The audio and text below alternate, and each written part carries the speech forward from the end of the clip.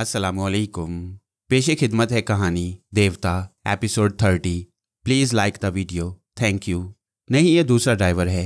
अच्छी बात है, तुम इससे बातें करो, मैं इस दौरान इसके दिमाग पर दस्तक दूंगा। नहीं, अब रहने दो। मैं मरने के खौफ से टेलीपैथी जानने वाले फरहाद को तंजीम वालों के सामने जिंदा नहीं करना चाहती। अब नखरे ना करो, चलो ड्राइवर को मुखातिब करो। मैं नहीं करूँगी, मैंने उसकी सोच में एक झटके से कहा। मगर मैं ड्राइवर को मुखातिब कर रही हूँ। ड्राइवर सुनो। यही बात बेख्तियार उसकी ज़ुबान से निकल गई। ड्राइवर ने उसे पूछा, यस मादाम, फरमाइए। कुछ नहीं, वो चिल्लाकर बोली, मैंने तुम्हें मुखातिब नहीं किया है।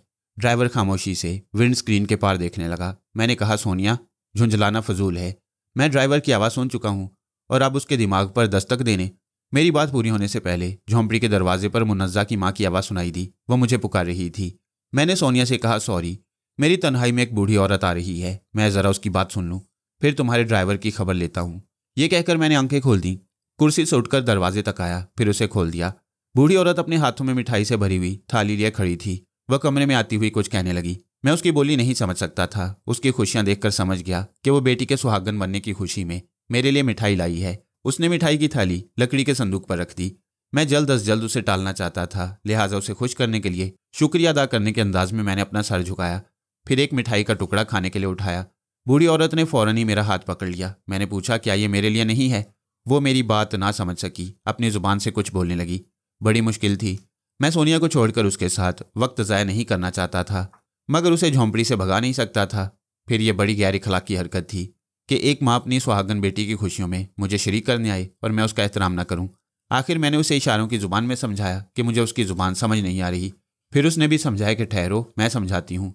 इसके बाद उसने फर्श पर चिटाई बिछाई, फिर उस पर मिठाई की थाली रखी। उसी वक्त नामूदा और मुनज़्ज़ा दुल्हा दुल्हन के लिबास में वहां पहुंच गए। नामूदा ने कहा, हमारे यहाँ शादी ब्याह की एक ऐसी रस्म है जिसे दुल्हन का भाई अदा करता है। उस वक्त मैं एक बहन का भाई बनकर मुसीबत में पड़ गया था। मैंने बज़ाहिर मुस्कुराते हुए पूछा, मुझे बताओ वो रस्म क्या है? नामूदा अपनी दुल्हन का हाथ थमकर चिटाई पर बैठ गया। फिर उसने मुझे बैठने के लिए कहा। मैं उन दोनों के सामने बैठ गया। मिठाई की थाली हमारे दरमियान थी। नामूदा ने मुझसे कहा, अब आप मिठाई उठाकर मुझे अपने हाथ से खिलाएं। मैंने उसे खिलाते हुए पूछा, ये कैसी रस्म है? मैं नहीं समझ सका। मैं समझाता हूँ। दुल्हन का भाई अपने बहनोई को ज़्यादा से ज़्यादा मिठाई खिलाता है ताकि दुल्हा तमाम उम्र उसकी बहन के लिए मीठा बनकर रहे। मैंने पूछा, अगर तुम मिठाई खाने से इनकार कर दो तो? मैं क्यों इनकार करूँगा, मैं तो मिठाई का शौकीन हूँ। आप खिलाते जाएं, मैं खाता जाऊँगा। मैंने दिल ही दिल में कहा, बस हो गई छुट्टी। उधर सोनिया इंतज़ार कर रही होगी और ये नहीं सोचेगी कि मैं इधर उलझा दिया गया हूँ। मैंने सोचा कि सिर्फ 1 मिनट के लिए सोनिया से राब्ता कायम करके अपनी वक्ती मजबूरी बयान करूं, मगर नामूदा ने फिर बातों में उलझा दिया। मैंने कहा, मैं दिल से चाहता हूं कि तुम मेरी बहन के लिए सदा मीठे रहो, लेकिन इतनी मिठाई खाओगे तो बदहजमी हो जाएगी। उसने कहा, मजबूरी है, ये रस्म तो पूरी करनी होगी। मैं भी मजबूर था इस रस्म से निजात हासिल करने के लिए। मैंने उसके मुँह में जल्दी जल्दी मिठाई ठूंस दी। मुनज़्ज़ा मुँह छुपाकर हंसने लगी। उसकी माँ भी कहकहा लगा रही थी। वो उनके लिए हंसने का और मेरे लिए रोने का मौका था। आखिर नामूदा ने हाथ जोड़कर कहा, बस अब मैं नहीं खा सकूंगा, मेरे पेट में गड़बड़ हो रही है।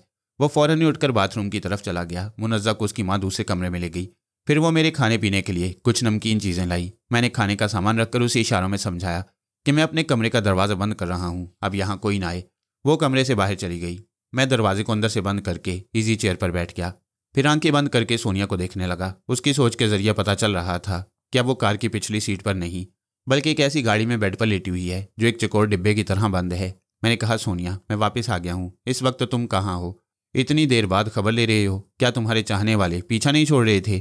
हाँ, बस ये समझ लो कि बड़ी मुश्किलों से पीछा छुड़ाया है। मुझे बताओ, तुम कहाँ हो? ये तो मैं नहीं जानती कि इस वक्त कहाँ से गुजर रही हूँ। गाड़ी का ये डिब्बा चारों तरफ से बंद है। मैं एक एम्बुलेंस में छुपकर फरार हो रही हूँ। मैंने चौंक कर पूछा, क्या कहा तुमने? फरार हो रही हो? हाँ, तुम साथ छोड़ गए तो मैं हाथ पर हाथ धरे बैठी नहीं रह सकती थी।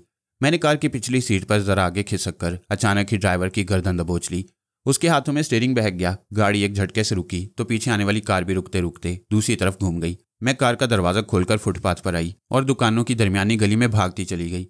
मैंने पूछा, क्या उन लोगों ने फायरिंग नहीं की? वो किस तरह फायरिंग कर सकते थे? दूर दूर तक दुकानें खुली हुई थीं। मर्दों, औरतों और बच्चों का हजूम था। मैंने सोच समझकर उस जगह का इंतखाब किया। वो ऐसी जगह थी कि मैं तकरीबन 20 मिनट तक ताकुब करने वालों को चक्कर देती रही। फिर एक सुपर मास्टर के पीछे एक वसी पार्क में पहुंची। पार्क के दूसरी तरफ एक बड़ा सा अस्पताल था। जब मैं अस्पताल के कंपाउंड में पहुंची तो एक एम्बुलेंस का पिछला दरवाज़ा खुला हुआ था। मैंने यहाँ एम्बुलेंस के अंदर आकर दरवाजे को अंदर से बंद कर दिया। लेकिन ये एम्बुलेंस कहाँ जा रही है? उसने मुस्कुराते हुए जवाब दिया। कॉमन सेंस की बात है। अस्पताल से निकलने वाली खाली एम्बुलेंस किसी मरीज को कहीं से लाने जाती है। ये गाड़ी भी यकीनन किसी मरीज को किसी रिहायशगाह से ले जाकर अस्पताल वापस जाएगी। जब ये कहीं रुकेंगे तो मैं गाड़ी के पिछले हिस्से से निकलकर ड्राइवर का शुक्रिया अदा करूंगी। सोनिया, तुमने तो कमाल कर दिया। मैं तो सोच भी नहीं सकता था कि सुपर मास्टर की तंजीम के लोग इतने नालायक होंगे। वो हंसती हुई बोली, तुम राय को पर्वत बना देते हो। माना कि इस तंजीम के लोग बेहद खतरनाक होते हैं, मगर चालाक और खतरनाक लोग भी बाज़ औक़ात लापरवाह हो जाती हैं। फिर मैंने तो उन्हें एक भरे पूरे बाजार में डॉज दिया था, जहां वो ना तो गोलियां चला सकते थे और ना मुझसे जोर ज़बरदस्ती कर सकते थे। इसलिए वो चुपचाप ताक़ुब करते रहे। मैंने उसकी बात काट कर पूछा, तुम्हें यकीन है कि उन्होंने तुम्हें अस्पताल के कंपाउंड में नहीं देखा? हाँ, यकीन है। एम्बुलेंस में छुपने से पहले मैंने चारों तरफ देख लिया था। कोई दूर तक नजर नहीं आया। अगर वो देख लेते तो एम्बुलेंस को अस्पताल के कंपाउंड से निकलने न देते। पहली फुर्सत में मुझे इस एम्बुलेंस से निकाल कर ले जाते। मैंने इत्मीनान की सांस लेकर कहा, ठीक है, अब तुम्हें एम्बुलेंस से निकलने के बाद कोई अच्छी सी पनाहगाह तलाश करनी होगी। अगर कहीं मेकअप के जरिए चेहरे में थोड़ी सी तब्दीली पैदा करने का मौका मिल जाए तो फिर दुश्मन तुम्हें पहचान नहीं सकेंगे। मैं भी यही सोच रही हूँ। तुम देखते जाओ कि मैं क्या करती हूँ और किस तरह इन्हें उल्लू बनाती हूँ। आज़ादी हासिल करके किसे खुशी नहीं होती। वो भी खुश हो रही थी। फिर उसकी सोच ने बताया कि एम्बुलेंस की रफ्तार सुस्त पड़ रही है, अब वो रुकने वाली है। सोनिया बेड पर उठकर बैठ गई। वो सोच रही थी कि एम्बुलेंस किसी मकान के सामने रुकेगी। ड्राइवर मकान के दरवाजे पर मकीनों को इतला देने जाएगा। उसी वक्त वो एम्बुलेंस का पिछला दरवाज़ा खोलकर निकल जाएगी। 1 मिनट के बाद ही एम्बुलेंस रुक गई। सोनिया ने स्टीयरिंग सीट का दरवाज़ा खुलने और बंद होने की आवाज़ सुनी। फिर जब उसे यकीन हो गया कि ड्राइवर मकान के दरवाजे की तरफ जा चुका है तो उसने एम्बुलेंस का पिछला दरवाज़ा खोल दिया। खुले हुए दरवाजे के बाहर 2 नौजवान स्टेन गन लिए खड़े थे। सोनिया का कलेजा धक से रह गया। एक नौजवान ने कहा, शुक्रिया मादाम, आपने एम्बुलेंस में शरारत नहीं की, आराम से लेटकर यहाँ तक आ गई। सोनिया निचला होंठ दांतों तले दाबकर एम्बुलेंस से बाहर आ गई और चारों तरफ देखने लगी। उसकी सोच बता रही थी कि दूर तक वीरानी है, करीब एक त्यारा नजर आ रहा है।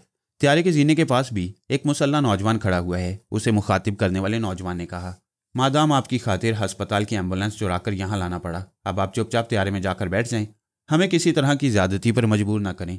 वो त्यारे की तरफ जाने लगी। मैंने उसे तसल्ली दी, सोनिया, फिक्र ना करो, हार जीत तो होती रहती है। तुम फरार होने में कामयाब हो गई थी, बस एक भूल हो गई। तुम्हें एम्बुलेंस में छुपने के बाद यह भी देखना चाहिए था कि इस एम्बुलेंस को अस्पताल का कोई ड्राइवर ले जा रहा है या नहीं। बहरहाल गिरते हैं शाहसवारी ही मैदान जंग में, परवाह ना करो। त्यारे के अंदर पहुंचकर उसकी सोच ने कहा, फरहाद, ये कोई मुसाफिर बरदार त्यारा नहीं। ऐसे त्यारे सिर्फ जंगी सामान ले जाने या फौजियों को पैराशूट के जरिए कहीं उतारने के काम आती हैं। पता नहीं ये लोग मुझे कहाँ ले जा रही हैं। मैंने पूछा, त्यारे में कितने लोग हैं? 6 मुसल्ला नौजवान हैं। ये लोग त्यारे की दोनों तरफ की दीवारों से लगी हुई सीटों पर बैठी हैं। ये लोग मुझे भी बैठने के लिए कह रही हैं। तो फिर आराम से बैठ जाओ, जो होगा देखा जाएगा। वो एक तरफ बैठती हुई बोली। मैं त्यारे के आखिरी सिरे पर एक भारी भरकम शख्स को देख रही हूँ। वह दूसरी तरफ मुंह किए बैठा है। हाँ, अब वो मेरी तरफ पलट रहा है। ओह, ये तो। वो एक लम्हा के लिए ठिठक गई। दूसरे लम्हे उसकी सोच ने बताया कि मास्टर चिंपैंजी घुराकर उसे देख रहा है। फिर वो उसे पहचानते उछलकर खड़ा हो गया। उसी वक्त मुसल्ला नौजवानों ने अपनी स्टेन गन्नों का रुख उसकी तरफ कर दिया। एक नौजवान ने कहा, मास्टर, आपने वादा किया था कि खामोशी से सफ़र करेंगे। मास्टर चिंपैंजी ने गुस्से से दांत पीस कर कहा, मुझे ये नहीं बताया गया था कि ये भी मेरे साथ ही सफ़र करेगी। सोनिया ने बड़े तहम्मुल से कहा, अरे तुम्हारे मास्टर की बेनाई कमज़ोर है, इसे औरत की जगह कुछ और नजर आ रहा है।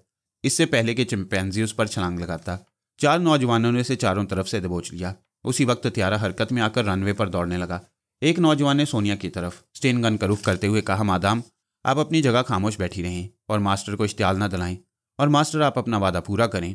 मादाम, सोनिया आपके साथ इसलिए सफ़र कर रही हैं कि आप दोनों की मंजिल एक है, आप मंजिल पर। उसकी बात पूरी होने से पहले ही त्यारा फिजा में बुलंद हुआ और वो सब गिरते और फिसलते हुए आखिरी सिरे पर चले गए। सोनिया पहले ही सेफ्टी बेल्ट बांध चुकी थी, इसलिए वह हिफाजत से बैठी हुई उनके गिरने और फिसलने का तमाशा देख रही थी। थोड़ी देर बाद वो लोग संभल कर अपने अपने सेफ्टी बेल्ट के पास पहुंचे। मास्टर चिंपैंजी बेल्ट बांधने के बजाय उसे दोनों हाथों से थाम कर बैठा रहा और सोनिया को घूरता रहा। सोनिया ने मुझसे कहा, फरहाद, मुझे इस बिनमानस की औलाद पर बहुत गुस्सा आ रहा है। जी चाहता है यहीं 2-2 हाथ कर लूँ। सब्र करो मेरी जान, अगर तुम भी चिंपैंजी की तरह गुस्सा दिखाओगी तो तुम दोनों में फ़र्क क्या रह जाएगा? क्या तुम ऐसे वक्त मेरी तरह संजीदगी और ठंडे दिमाग से काम नहीं ले सकती? आखिर तुमने मेरी मोहब्बत में रहकर क्या सीखा है? वो दोनों हाथों से सर थाम कर बोली, हाँ, मुझे अपने दिमाग को ठंडा रखना चाहिए। मेरा ख्याल है जब से गर्लाश ने मुझे बीमार बनाया है तभी से मेरे मिजाज में गर्मी आ गई है। कई बार मुझे एहसास हुआ कि मैं तुम्हें भी गुस्सा दिखाती रहती हूँ। कोई बात नहीं सोनिया, अब तो तुम नॉर्मल हो। मेरी हदायत पर अमल करती रहो तो तुम्हारे दिमाग से गर्मी निकल जाया करेगी। आध घंटे के बाद एक नौजवान ने तमाम लोगों के सामने खाने की एक ट्रे पेश की। सोनिया खाना नहीं चाहती थी। मैंने उसे समझाया कि पेट भर लेना चाहिए। पता नहीं सफ़र के इख्तिताम पर क्या होने वाला है। वो अपने सामने ट्रे रखकर खाने लगी। सबसे ज़्यादा खुराक चिंपैंजी की थी। उसके सामने बकरे की 2 रानें और विस्की की 2 बोतलें थीं। वो पी रहा था, सालमरान को दांतों से उधेड़ कर चबा रहा था। सोनिया सोच रही थी, बिल्कुल जानवर है, मैं इसका मुकाबला कैसे करूंगी? मेरे पास कोई हथियार नहीं और मेरे आहनी नाखून भी छीन लिए गए हैं। मैंने कहा, तुम फिक्र न करो, इत्मीनान से पेट भरती रहो, मैं इस दरिंदे से निमट लूंगा। इतने में पायलट रूम से किसी ने माइक के जरिए कहा, हमारा जहाज जर्मनी की सरहद पार कर चुका है। अब हम डेनमार्क से गुजर रहे हैं। हमारी मंजिल ग्रीनलैंड का शुमाली हिस्सा है। मंतका शुमाली का ये हिस्सा इतना सर्द है कि वहाँ साल भर बर्फ जमी रहती है। उस वीरान और बंजर इलाका से इंसानों का गुजर नहीं होता। जहाँ इंसान नहीं होते वहाँ अनाज नहीं होता, वहाँ आग नहीं जलती, वहाँ सिर्फ मौत पुकारती है। सिर्फ 5 बजे तक मादाम सोनिया और मास्टर चिंपैंजी को मौत की उस आखिरी मंजिल पर पहुंचा दिया जाएगा। ये सुनते ही सोनिया ने परेशान होकर कहा, फरहाद, मैं तो कभी सोच भी नहीं सकती थी कि वो कमीना सुपर मास्टर मुझे सर्दी से ठिठर कर मरने के लिए उस बर्फानी इलाका में भेजेगा। मुझे तो अभी से सर्दी लग रही है, खुदा के लिए कुछ करो।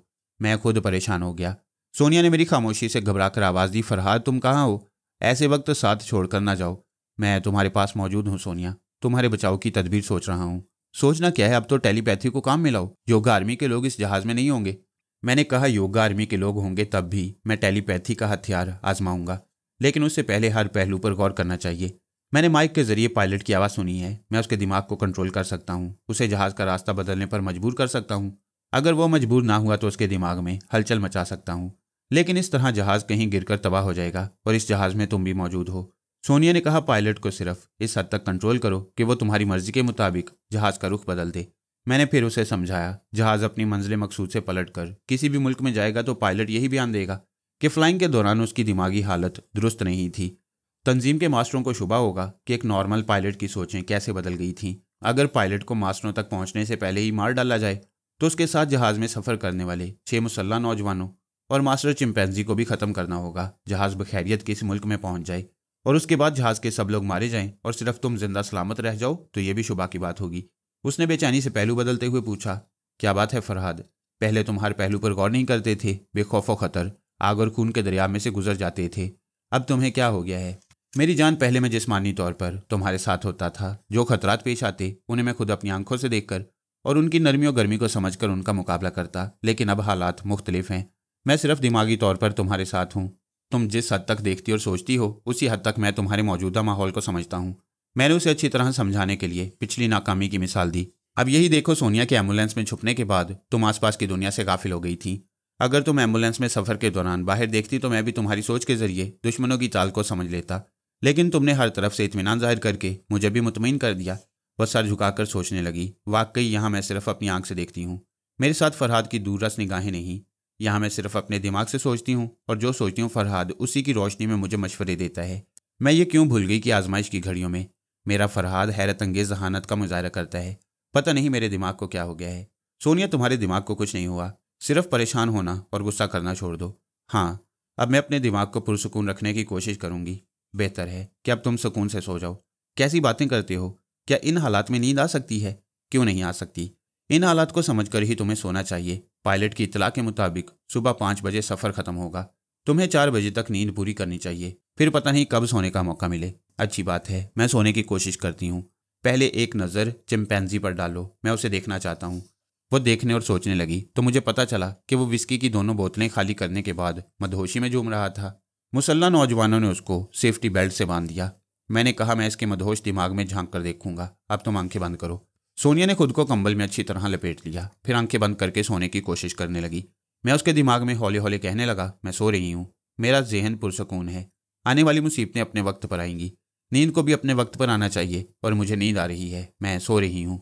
5 मिनट के बाद वो गहरी नींद में डूब गई। उसे ख्याल ख्वानी की लोरी देने के बाद मैं चिंपैंजी के दिमाग में झांकने लगा। योगा के मास्टर तन सिंह ने दुरुस्त कहा था कि शराब और शबाब में मस्त रहने वाले योगा की मशकों में कामयाब नहीं हो सकते।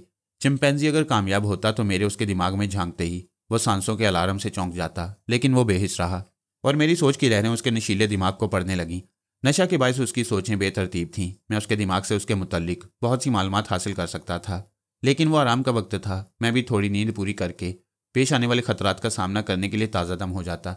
इसके लिए ज़रूरी था कि चिंपैंजी को गहरी नींद सुला दिया जाए ताकि वो सोनिया को सोने के दौरान कोई नुकसान न पहुंचा सके। मैंने उसकी सोच में कहा, नॉनसेंस, मैंने बहुत ज़्यादा पी ली है, अब मुझे सो जाना चाहिए। No never. वो नशे में बुड़बुड़ाने लगा। मैं जागता रहूंगा। जब ये पहरेदार सो जाएंगे तो मैं उसकी खाल उतारूंगा, फिर उसकी बोटियां चबाऊंगा, फिर उसकी हड्डियां।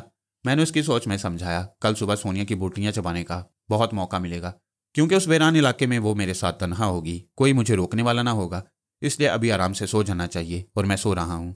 मेरी आंखें बंद हो रही हैं। उसकी आंखें बंद हो गईं। मैंने जरा सी देर में उसके दिमाग को थपक थपक कर सुला दिया और उसके ख्वाबीदा जहन को समझा दिया कि सुबह 4 बजे से पहले उसकी आंख नहीं खुलेगी। उसकी तरफ से इत्मीनान होने के बाद मैंने आंखें खोली। सामने लकड़ी के संदूक पर खाने के लिए कुछ नमकीन चीजें और मिठाइयाँ रखी हुई थीं। मैंने पेट भर कर खाया, पानी पिया, फिर एक सिगरेट सुलगाकर आंखें बंद करते हुए जहाज के पायलट की आवाज़ और गुफ्तगू के लहजे को याद करने लगा। चंद लम्हों में मेरी सोच उसका लहजा इख्तियार करके उसके दिमाग में पहुंच गई। ये देखकर इत्मीनान हुआ कि पायलट का ताल्लुक योग आर्मी से नहीं। मैं बासानी उसकी सोच को पढ़ रहा था। उसकी सोच बता रही थी कि जहाज को हीटर के जरिए गर्म रखा है, वरना बाहर ऐसी गजब की सर्दी होगी कि दिल की धड़कनें बर्फ की तरह जम जाएंगी। मैंने उसकी सोच में कहा, बेचारी सोनिया, जहाज से बाहर निकलते ही उसकी कुल्फी जम जाएगी। उसकी सोच ने कहा, हाँ, उसे गर्म कपड़े दे दिए जाएंगे, लेकिन इसके बावजूद वो सर्दी बर्दाश्त नहीं कर सकेगी। मैंने कहा, देखूं तो जहाज कहाँ से गुजर रहा है। वह फासला बताने वाले आले की तरफ देखने लगा। उसकी सोच कह रही थी कि जहाज नॉर्वे की सरहद पार कर चुका है और अब आइसलैंड की तरफ जा रहा है। रात के 1 बजे वो आइसलैंड से गुजरेंगे। 3 बजे ग्रीनलैंड की फिजा में प्रवास करेंगे। जहाज कुतुब शुमाली की तरफ जाएगा। फिर सोनिया और चिंपैंजी को पैराशूट के जरिए 80 अर्ज बल्द और 30 तूल बल्द के दरमियानी इलाका में उतारा जाएगा। मैंने उसकी सोच में कहा, सोनिया को तो मौत की सजा देने के लिए उस सर्द जहन्नुम में फेंका जाएगा, लेकिन मास्टर चिंपैंजी भी तो सर्द अजाब में मुब्तला होगा। क्या वो 1 हफ्ता तक वहां जिंदा रह सकेगा? उसकी सोच ने कहा, वो क्यों जिंदा नहीं रहेगा? वहां हमारे आदमियों से पनाह देंगे। ये मेरे लिए नई इतला थी कि उस बर्फानी इलाके में तंजीम के कुछ लोग पहले से मौजूद होंगे। मैं तवज्जो से इसके दिमाग को पढ़ने लगा। उसकी सोच बता रही थी कि उस बर्फानी इलाके के शुमाल मगरिब की तरफ बर्फ की तह में छुपे हुए 2 कैबिन हैं। एक कैबिन में 5 आदमी और दूसरे छोटे कैबिन में 1 दर्जन कुतबी कुत्ते रहते हैं, जो बर्फ गाड़ी को एक जगह से दूसरी जगह खींच कर ले जाते हैं। इस सर्द जहन्नुम के कैबिन में जो 5 आदमी हैं, उन्हें जिंदगी गुजारने की तमाम सहूलतें फराहम की जाती हैं। तंजीम के वो लोग एक बहुत बड़े मुल्क की तरफ से एटमी धमाकों के सिलसिले में वहां पर क्याम करते हैं, और उनमें से एक माहिर मौसमियात है, दूसरा साइंसदान है जो एटमी धमाकों के नताइज रिकॉर्ड करता है। बाकी 3 बहुत ही तजुर्बाकार फौजी जवान हैं जो बेहतरीन फाइटर और निशानाबाज हैं। वो तीनों साइंसदान के बॉडीगार्ड हैं। पायलट की सोच से पता चल रहा था कि मास्टर चिंपैंजी को भी सजा देने के लिए वहां भेजा जा रहा है। उसने एक बार सुपर मास्टर की मौजूदगी में गुस्ताखी की थी।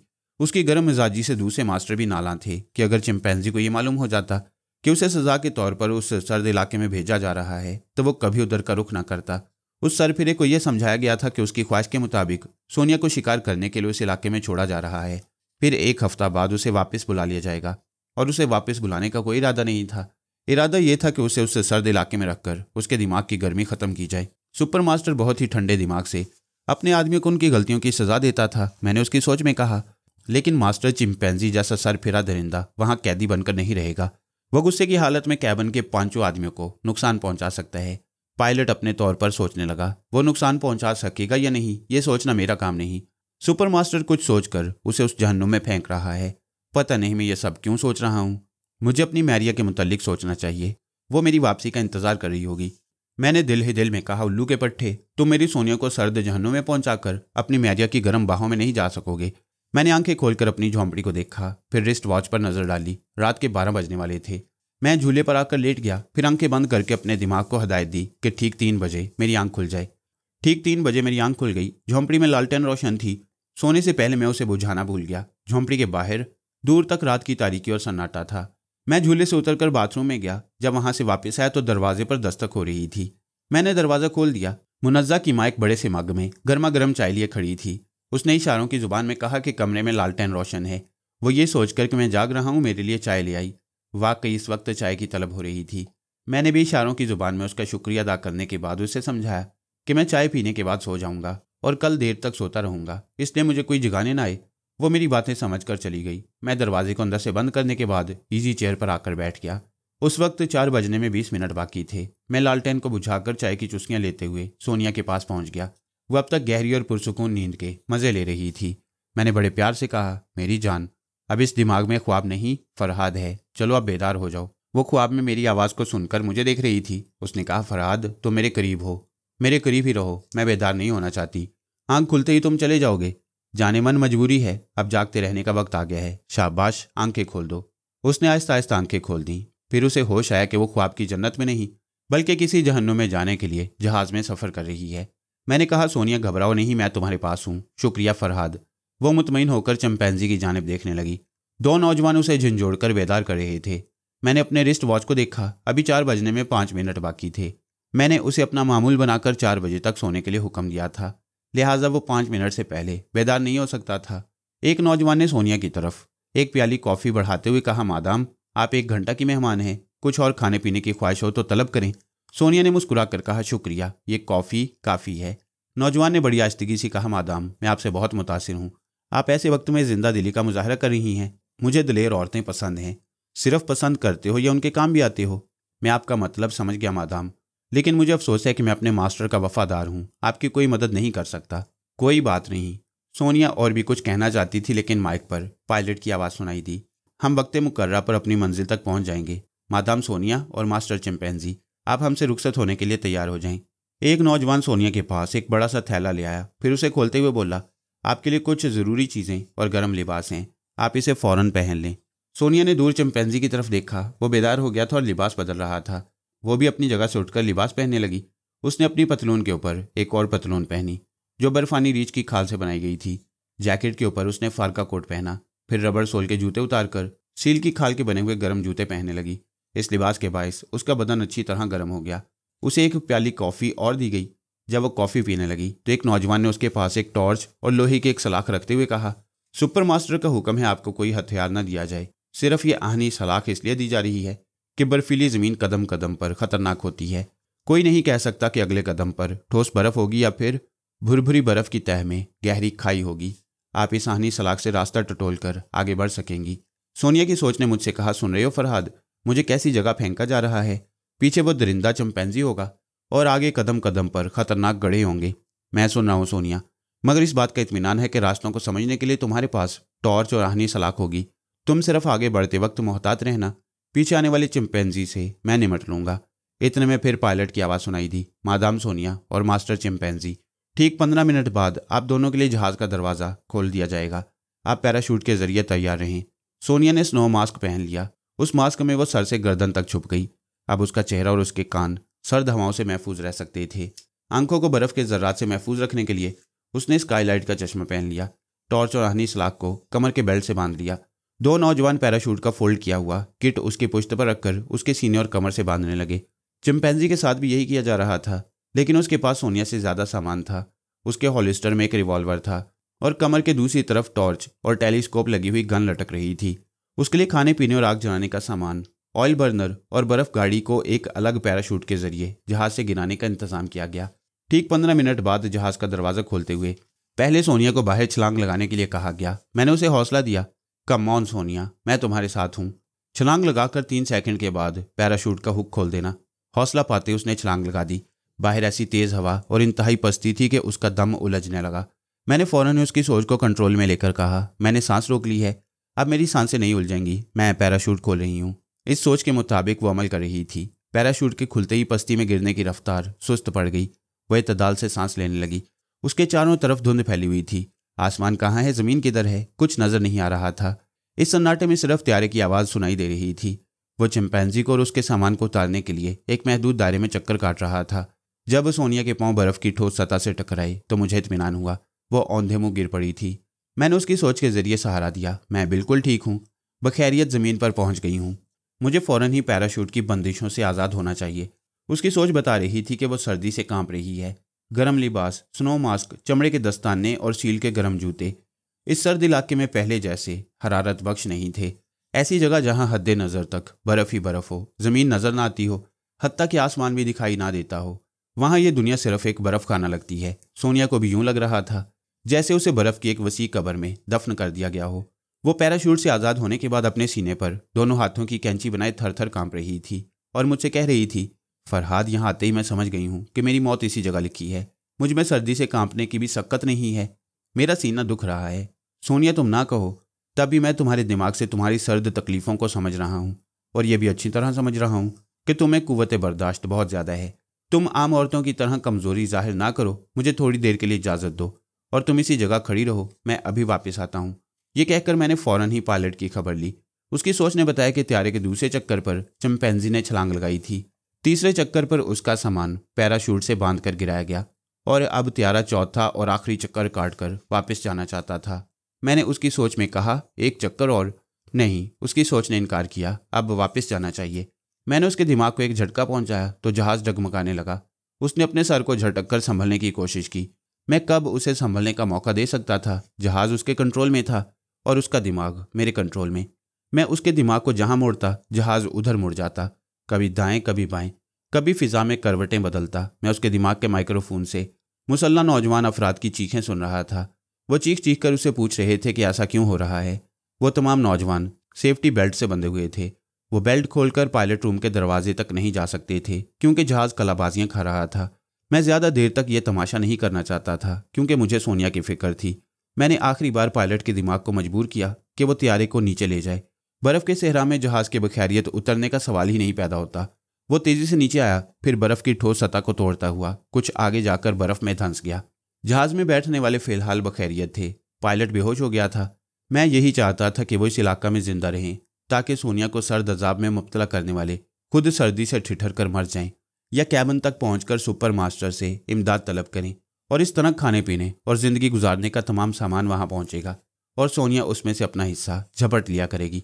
मैं सोनिया के पास वापस आ गया। वो उसी तरह अपने सीने पर दोनों हाथों की कैंची बनाए खड़ी हुई थी और खुद अपने दिमाग को समझा रही थी कि वो बुज़दिल और कमज़ोर नहीं, इस गज़बनाक सर्दी का मुकाबला करने का हौसला रखती है। मैंने कहा, हाँ सोनिया, इब्तदा में हर मुसीबत नाकाबिले बर्दाश्त मालूम होती है, फिर रफ्ता रफ्ता बर्दाश्त की आदत हो जाती है। एक शायर ने इसी हकीकत को इस तरह बयान किया है, मुश्किलें इतनी पड़ी मुझ पर कि आसान हो गईं, लिहाजा अब हाथ पाँव को हरकत दो, चुपचाप खड़ी रहोगी तो बर्फ़ की तरह जम जाओगी। वो आगे बढ़ने के लिए अपनी कमर से आहनी सलाख को अलहदा करती हुई बोली, मेरे चारों तरफ सफ़ेद धुंध छाई हुई है, आगे पीछे कुछ नज़र नहीं आ रहा, मैं कहाँ जाऊँ? मैंने कहा, टॉर्च की रोशनी में किसी भी सिमत बढ़ती रहो ताकि जिस्मानी हरकत से हरारत पैदा होती रहे। मैं चिंपैंजी की खबर लेता हूँ और ये मालूम करता हूँ कि वो किस तरह रास्ते का तयन करता है। चंद लम्हे बाद मैं सोनिया से रुखसत होकर चिंपैंजी के दिमाग में पहुँच गया। वह सामान का बंडल खोलकर उन्हें बर्फ़ गाड़ी में रख रहा था। इस सामान में तिब्बी इमदाद के लिए फर्स्ट एड बॉक्स भी था और एक छोटे से पैकेट में कुतुबनुमा, जिसके ज़रिए वो शुमाल मगरिब की तरफ बने हुए कैबिन की सिमत मालूम कर सकता था। एक पैकेट में एक मकनातीसी आला भी था। जब उसने आले को हाथ में लेकर देखा तो उसकी मकनातीसी सुई उस तरफ घूमी हुई थी जहां लोहे की सलाख थी और लोहे की सलाख सोनिया के पास थी। तब पता चला कि वो किस तरह कामयाबी से सोनिया का ताक़ुब करता हुआ उसके पास पहुंचेगा। उसने कहकहा लगाते हुए कहा, बचकर कहाँ जाएगी, पहले इस बोतल से पी लूँ, फिर उसका खून पीऊँगा। वह बोतल खोलकर फिर उसे मुँह से लगाकर पीने लगा। मैंने उसके दिमाग में एक सवाल पैदा किया, मकनातीसी आले की सुई सिर्फ सोनिया की आहनी सलाख की निशानदेही क्यों कर रही है? आखिर मेरे पास भी तो फौलाद से बना हुआ रिवॉल्वर और गन मौजूद है, मकनातीसी सुई उस फौलाद की तरफ क्यों नहीं है? उसने चंद घूंट गटागट पीने के बाद कहा। साला पीते ही दिमाग में उल्टी सीधी बातें आने लगी। भला सुई मेरी तरफ क्यों रहेगी? रिवॉल्वर और गन चमड़े के हॉलिस्टर और थैले में है। बर्फ़ गाड़ी एंटी मैग्नेटिक है, इसलिए मकनातीसी सुई सिर्फ उस आहनी सलाख की निशानदेही करेगी जो सोनिया के पास है। ये सोचते हुए उसने फिर बोतल मुंह से लगाई और फिर चंद घूंट पीने के बाद सोनिया को गाली देना चाहता था। मैंने फ़ौरन ही उसकी सोच में कहा, सोनिया कितना प्यारा नाम है, जैसे ये नाम मेरी बहन का हो। उसने एकदम से झिल्लाकर बोतल पटक दी, फिर चीख कर बोला, मेरी कोई बहन नहीं है। माँ तो ज़रूर होगी, मेरी कोई माँ नहीं है। फिर मैं पैदा कैसे हुआ? मैंने उसकी सोच में कहा। वो दोनों हाथों की मुट्ठियाँ भींचकर गमो गुस्से से कांपने लगा। गमो गुस्से का मतलब ये हुआ कि उसे गुस्से के अलावा किसी बात का गम भी था। मैंने उसके अंदर बैठकर पहली बार उस बेहिस दरिंदे को ज़रा पिघलते देखा। उसका दिल रो रहा था और दिमाग कह रहा था, मेरी कोई माँ नहीं है। पता नहीं मुझे किसने पैदा किया और क्यों मुझे गंदी नाली में फेंक कर चली गई। उसकी आवाज़ बर्फ़ के सहरा में यहाँ से वहाँ तक गूंजने लगी। मुझे औरत ज़ात से नफ़रत है। मैं नहीं जानता कि माँ का ये मुक़द्दस रिश्ता क्या होता है। आवाज़ की बाज़ गश्त ज़ख्मी परिंदे की तरह फड़फड़ा रही थी। वो अचानक ही बर्फ़ की ठंडी गोद में गिरकर रोने लगा, क्योंकि एक नन्हे मुन्ने चिंपैंजी को गोद की गर्मी नहीं मिली थी, इसलिए दुनिया का हर रिश्ता ठंडा हो चुका था। इंसान कैसा ही दरिंदा हो, कैसा ही पत्थर हो, कोई सदमा या महरूमी उसे ज़रूर एक दिन रुलाती है, मगर कोई भी गम हो वह उड़ते हुए बादल की तरह गुजर जाता है। वह फिर बोतल उठाकर गम गलत करने लगा। मैंने उसकी सोच में कहा, मुझे यहाँ से उठना चाहिए। अगर मैं उसका ताक़ुब नहीं करूँगा तो वो कहीं दूर निकल जाएगी। वो आधी बोतल खाली करने के बाद उठ गया। उसने बोतल को बर्फ़ गाड़ी के सामान में रखा, फिर चिरमी लगाम को दोनों शाने और बगल में लेकर उस गाड़ी को खींचता हुआ आगे बढ़ने लगा। वो मकनातीसी आला की सुई को देखता जा रहा था। मैंने सोनिया के पास पहुंचकर पूछा, मेरी जान क्या हाल है? वो आनी सलाख की नोक को बर्फ पर मारती हुई आगे बढ़ रही थी। उसने कहा, मुझसे क्या पूछते हो? क्या मेरे दिमाग में बैठकर तुम मेरी तकलीफ का एहसास नहीं कर सकते? सोनिया, आजमाइश की घड़ियों में तुमने कब तकलीफें बर्दाश्त नहीं की? अब तक हम लहू में हरारत पैदा करने वाली आजमाइशों से गुजरते रहे, लेकिन यह आजमाइश ऐसी है कि सर की चोटी से पाँव की एड़ी तक नाम को भी हरारत नहीं। उसने जवाब दिया। इसके बावजूद तुम्हारे अंदर पहली जैसी कपकपाहट नहीं है। सर्दी अपनी जगह है, मगर तुम में बर्दाश्त करने का हौसला पैदा हो चुका है। हाँ, मौत को सामने देखकर यूं भी हौसला पैदा हो जाता है। चिंपैंजी के मुतल्लिक बताओ, वो किस तरह इस अंधे माहौल में मेरा ताक़ुब करेगा?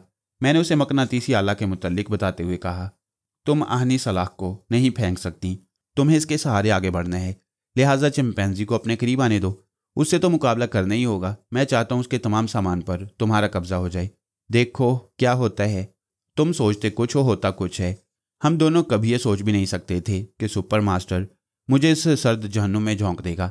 वह बुड़बुड़ाती जा रही थी। नफसियाती तौर पर वह मुसलसल बुड़बुड़ाती हुई सर्दी के एहसास को मिटा रही थी। मैंने उसे छोड़कर त्यारे के पायलट की तरफ तवज्जो दी, लेकिन उसके दिमाग ने मेरी सोच की लहरों को कबूल नहीं किया। वह सर्द मौत की तारीकी में गुम हो गया। जिस नौजवान ने सोनिया को जहाज़ में कॉफ़ी पिलाई थी और उसने कहा था, मादाम मैं आपसे बहुत मुतासिर हूँ, मैं उस नौजवान के दिमाग में झांकने लगा। वो जहाज़ के अंदर कंबल में सर से पांव तक लिपटा हुआ थर थर कांप रहा था। उसके 4 साथियों की भी वही हालत थी। बाकी एक साथी उस वक्त मर गया था जब वो सेफ्टी बेल्ट से आज़ाद होकर पायलट रूम की तरफ जा रहा था, और ऐसे ही वक्त में जहाज़ बर्फ़ की सतह से टकराकर धंस गया। यानी 6 मुसल्लह जवानों में अब 5 रह गए थे और वह सर्दी से ठिठुर रहे थे। जहाज़ से बाहर निकलने की हिम्मत नहीं थी। उनके पास कंबल और गर्म जोड़े थे, मगर इस बर्फानी इलाके का वो मखसूस लिबास नहीं था जो सोनिया और चिंपैंजी ने पहन रखा था। अगर उन्हें मालूम होता कि जहाज़ को हादसा पेश आएगा तो वह तमाम इंतजामात के साथ आते। उन्होंने तो ये सोचा था कि सोनिया और चिंपैंजी को इस जहन्नुम में झोंकने के बाद वो किसी गर्म मुल्क की जन्नत में वापस चले जाएंगे, लेकिन अब जहाज़ से बाहर निकलते ही सर्द मौत उन पर झपटने वाली थी। बाहर ना निकलने की सूरत में उन्हें भूख को मरना पड़ता, क्योंकि जहाज़ में खाने का सामान वाफिर मिकदार में नहीं था। वैसे एक उम्मीद थी कि कैबिन के लोगों ने जहाज़ के गिरने की आवाज़ सुनी होगी तो ज़रूर उनकी मदद के लिए पहुंचेंगे। मैं उन्हें उनके हाल पर छोड़कर सोनिया के पास आया। वो एक जगह खड़ी हुई चारों तरफ नजरें दौड़ा रही थी। सूरज निकलने का वक्त गुजर चुका था, मगर वहां सूरज नजर नहीं आ रहा था। दूर उफक पर बर्फ की सफेदी चमकीले जर्रात की तरह नजर आ रही थी। उस उफक के पार इंसानों की कोई मुहज्जब दुनिया, इस बात का यकीन नहीं आता था। अचानक सोनिया ठिठक गई। उसकी सोच कह रही थी कि दूर एक धुंधली सी रोशनी नजर आ रही है, शायद वह टॉर्च की रोशनी है। मैंने फौरन ही चिंपैंजी के पास पहुंचकर देखा। वो उधर टॉर्च की रोशनी फेंक रहा था जिधर मकनातीसी आला की सुई सोनिया की निशानदेही कर रही थी। मैंने सोनिया के पास आकर कहा, सोनिया, चिंपैंजी तुम्हारी तरफ आ रहा है। ओह, इसका मतलब यह है कि मैं खुद अनजाने में उसी की तरफ बढ़ती जा रही थी। तुम जहां हो वहीं खड़ी रहो, मैं चिंपैंजी की खबर लेता हूं।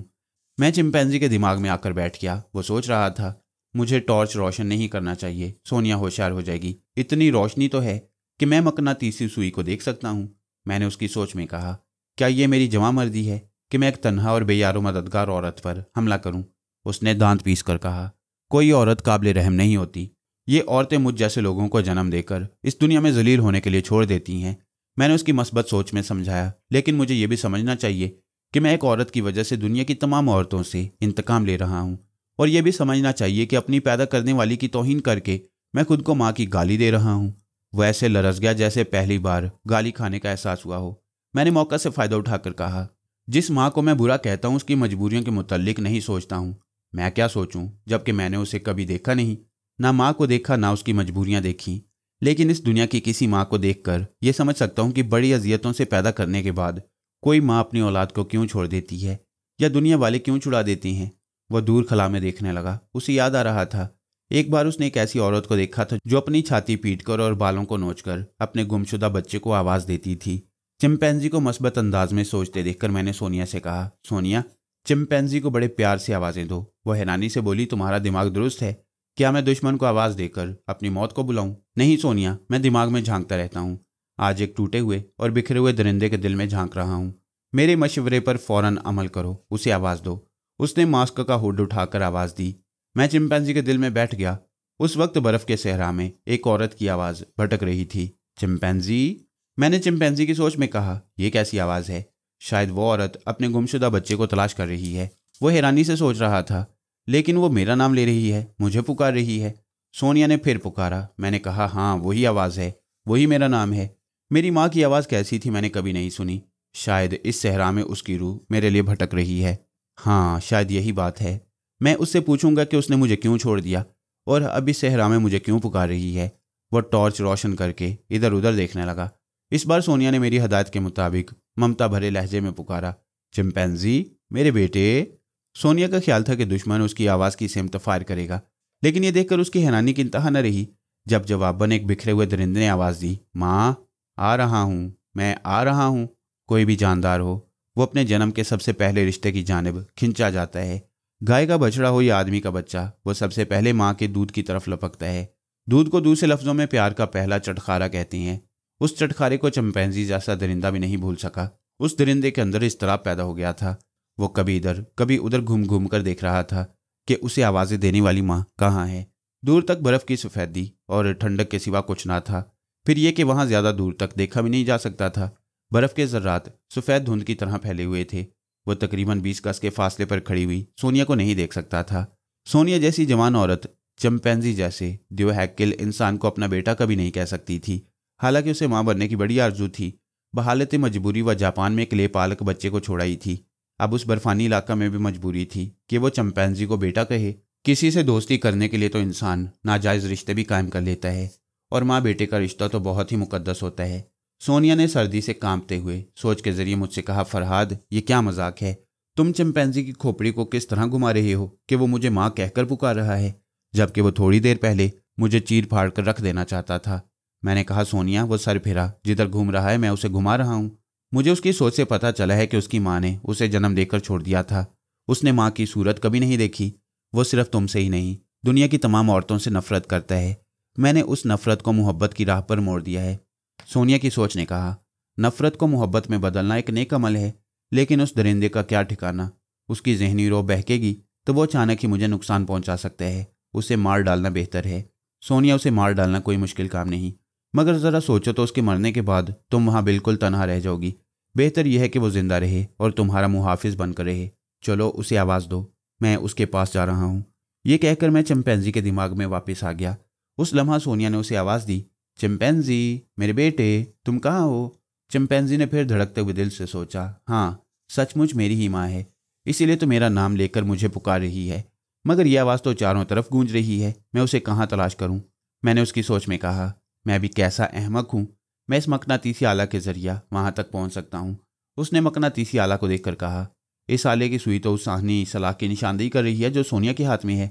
मैंने उसकी सोच में समझाया, तो क्या हुआ, मुझे उसी तरफ जाना चाहिए।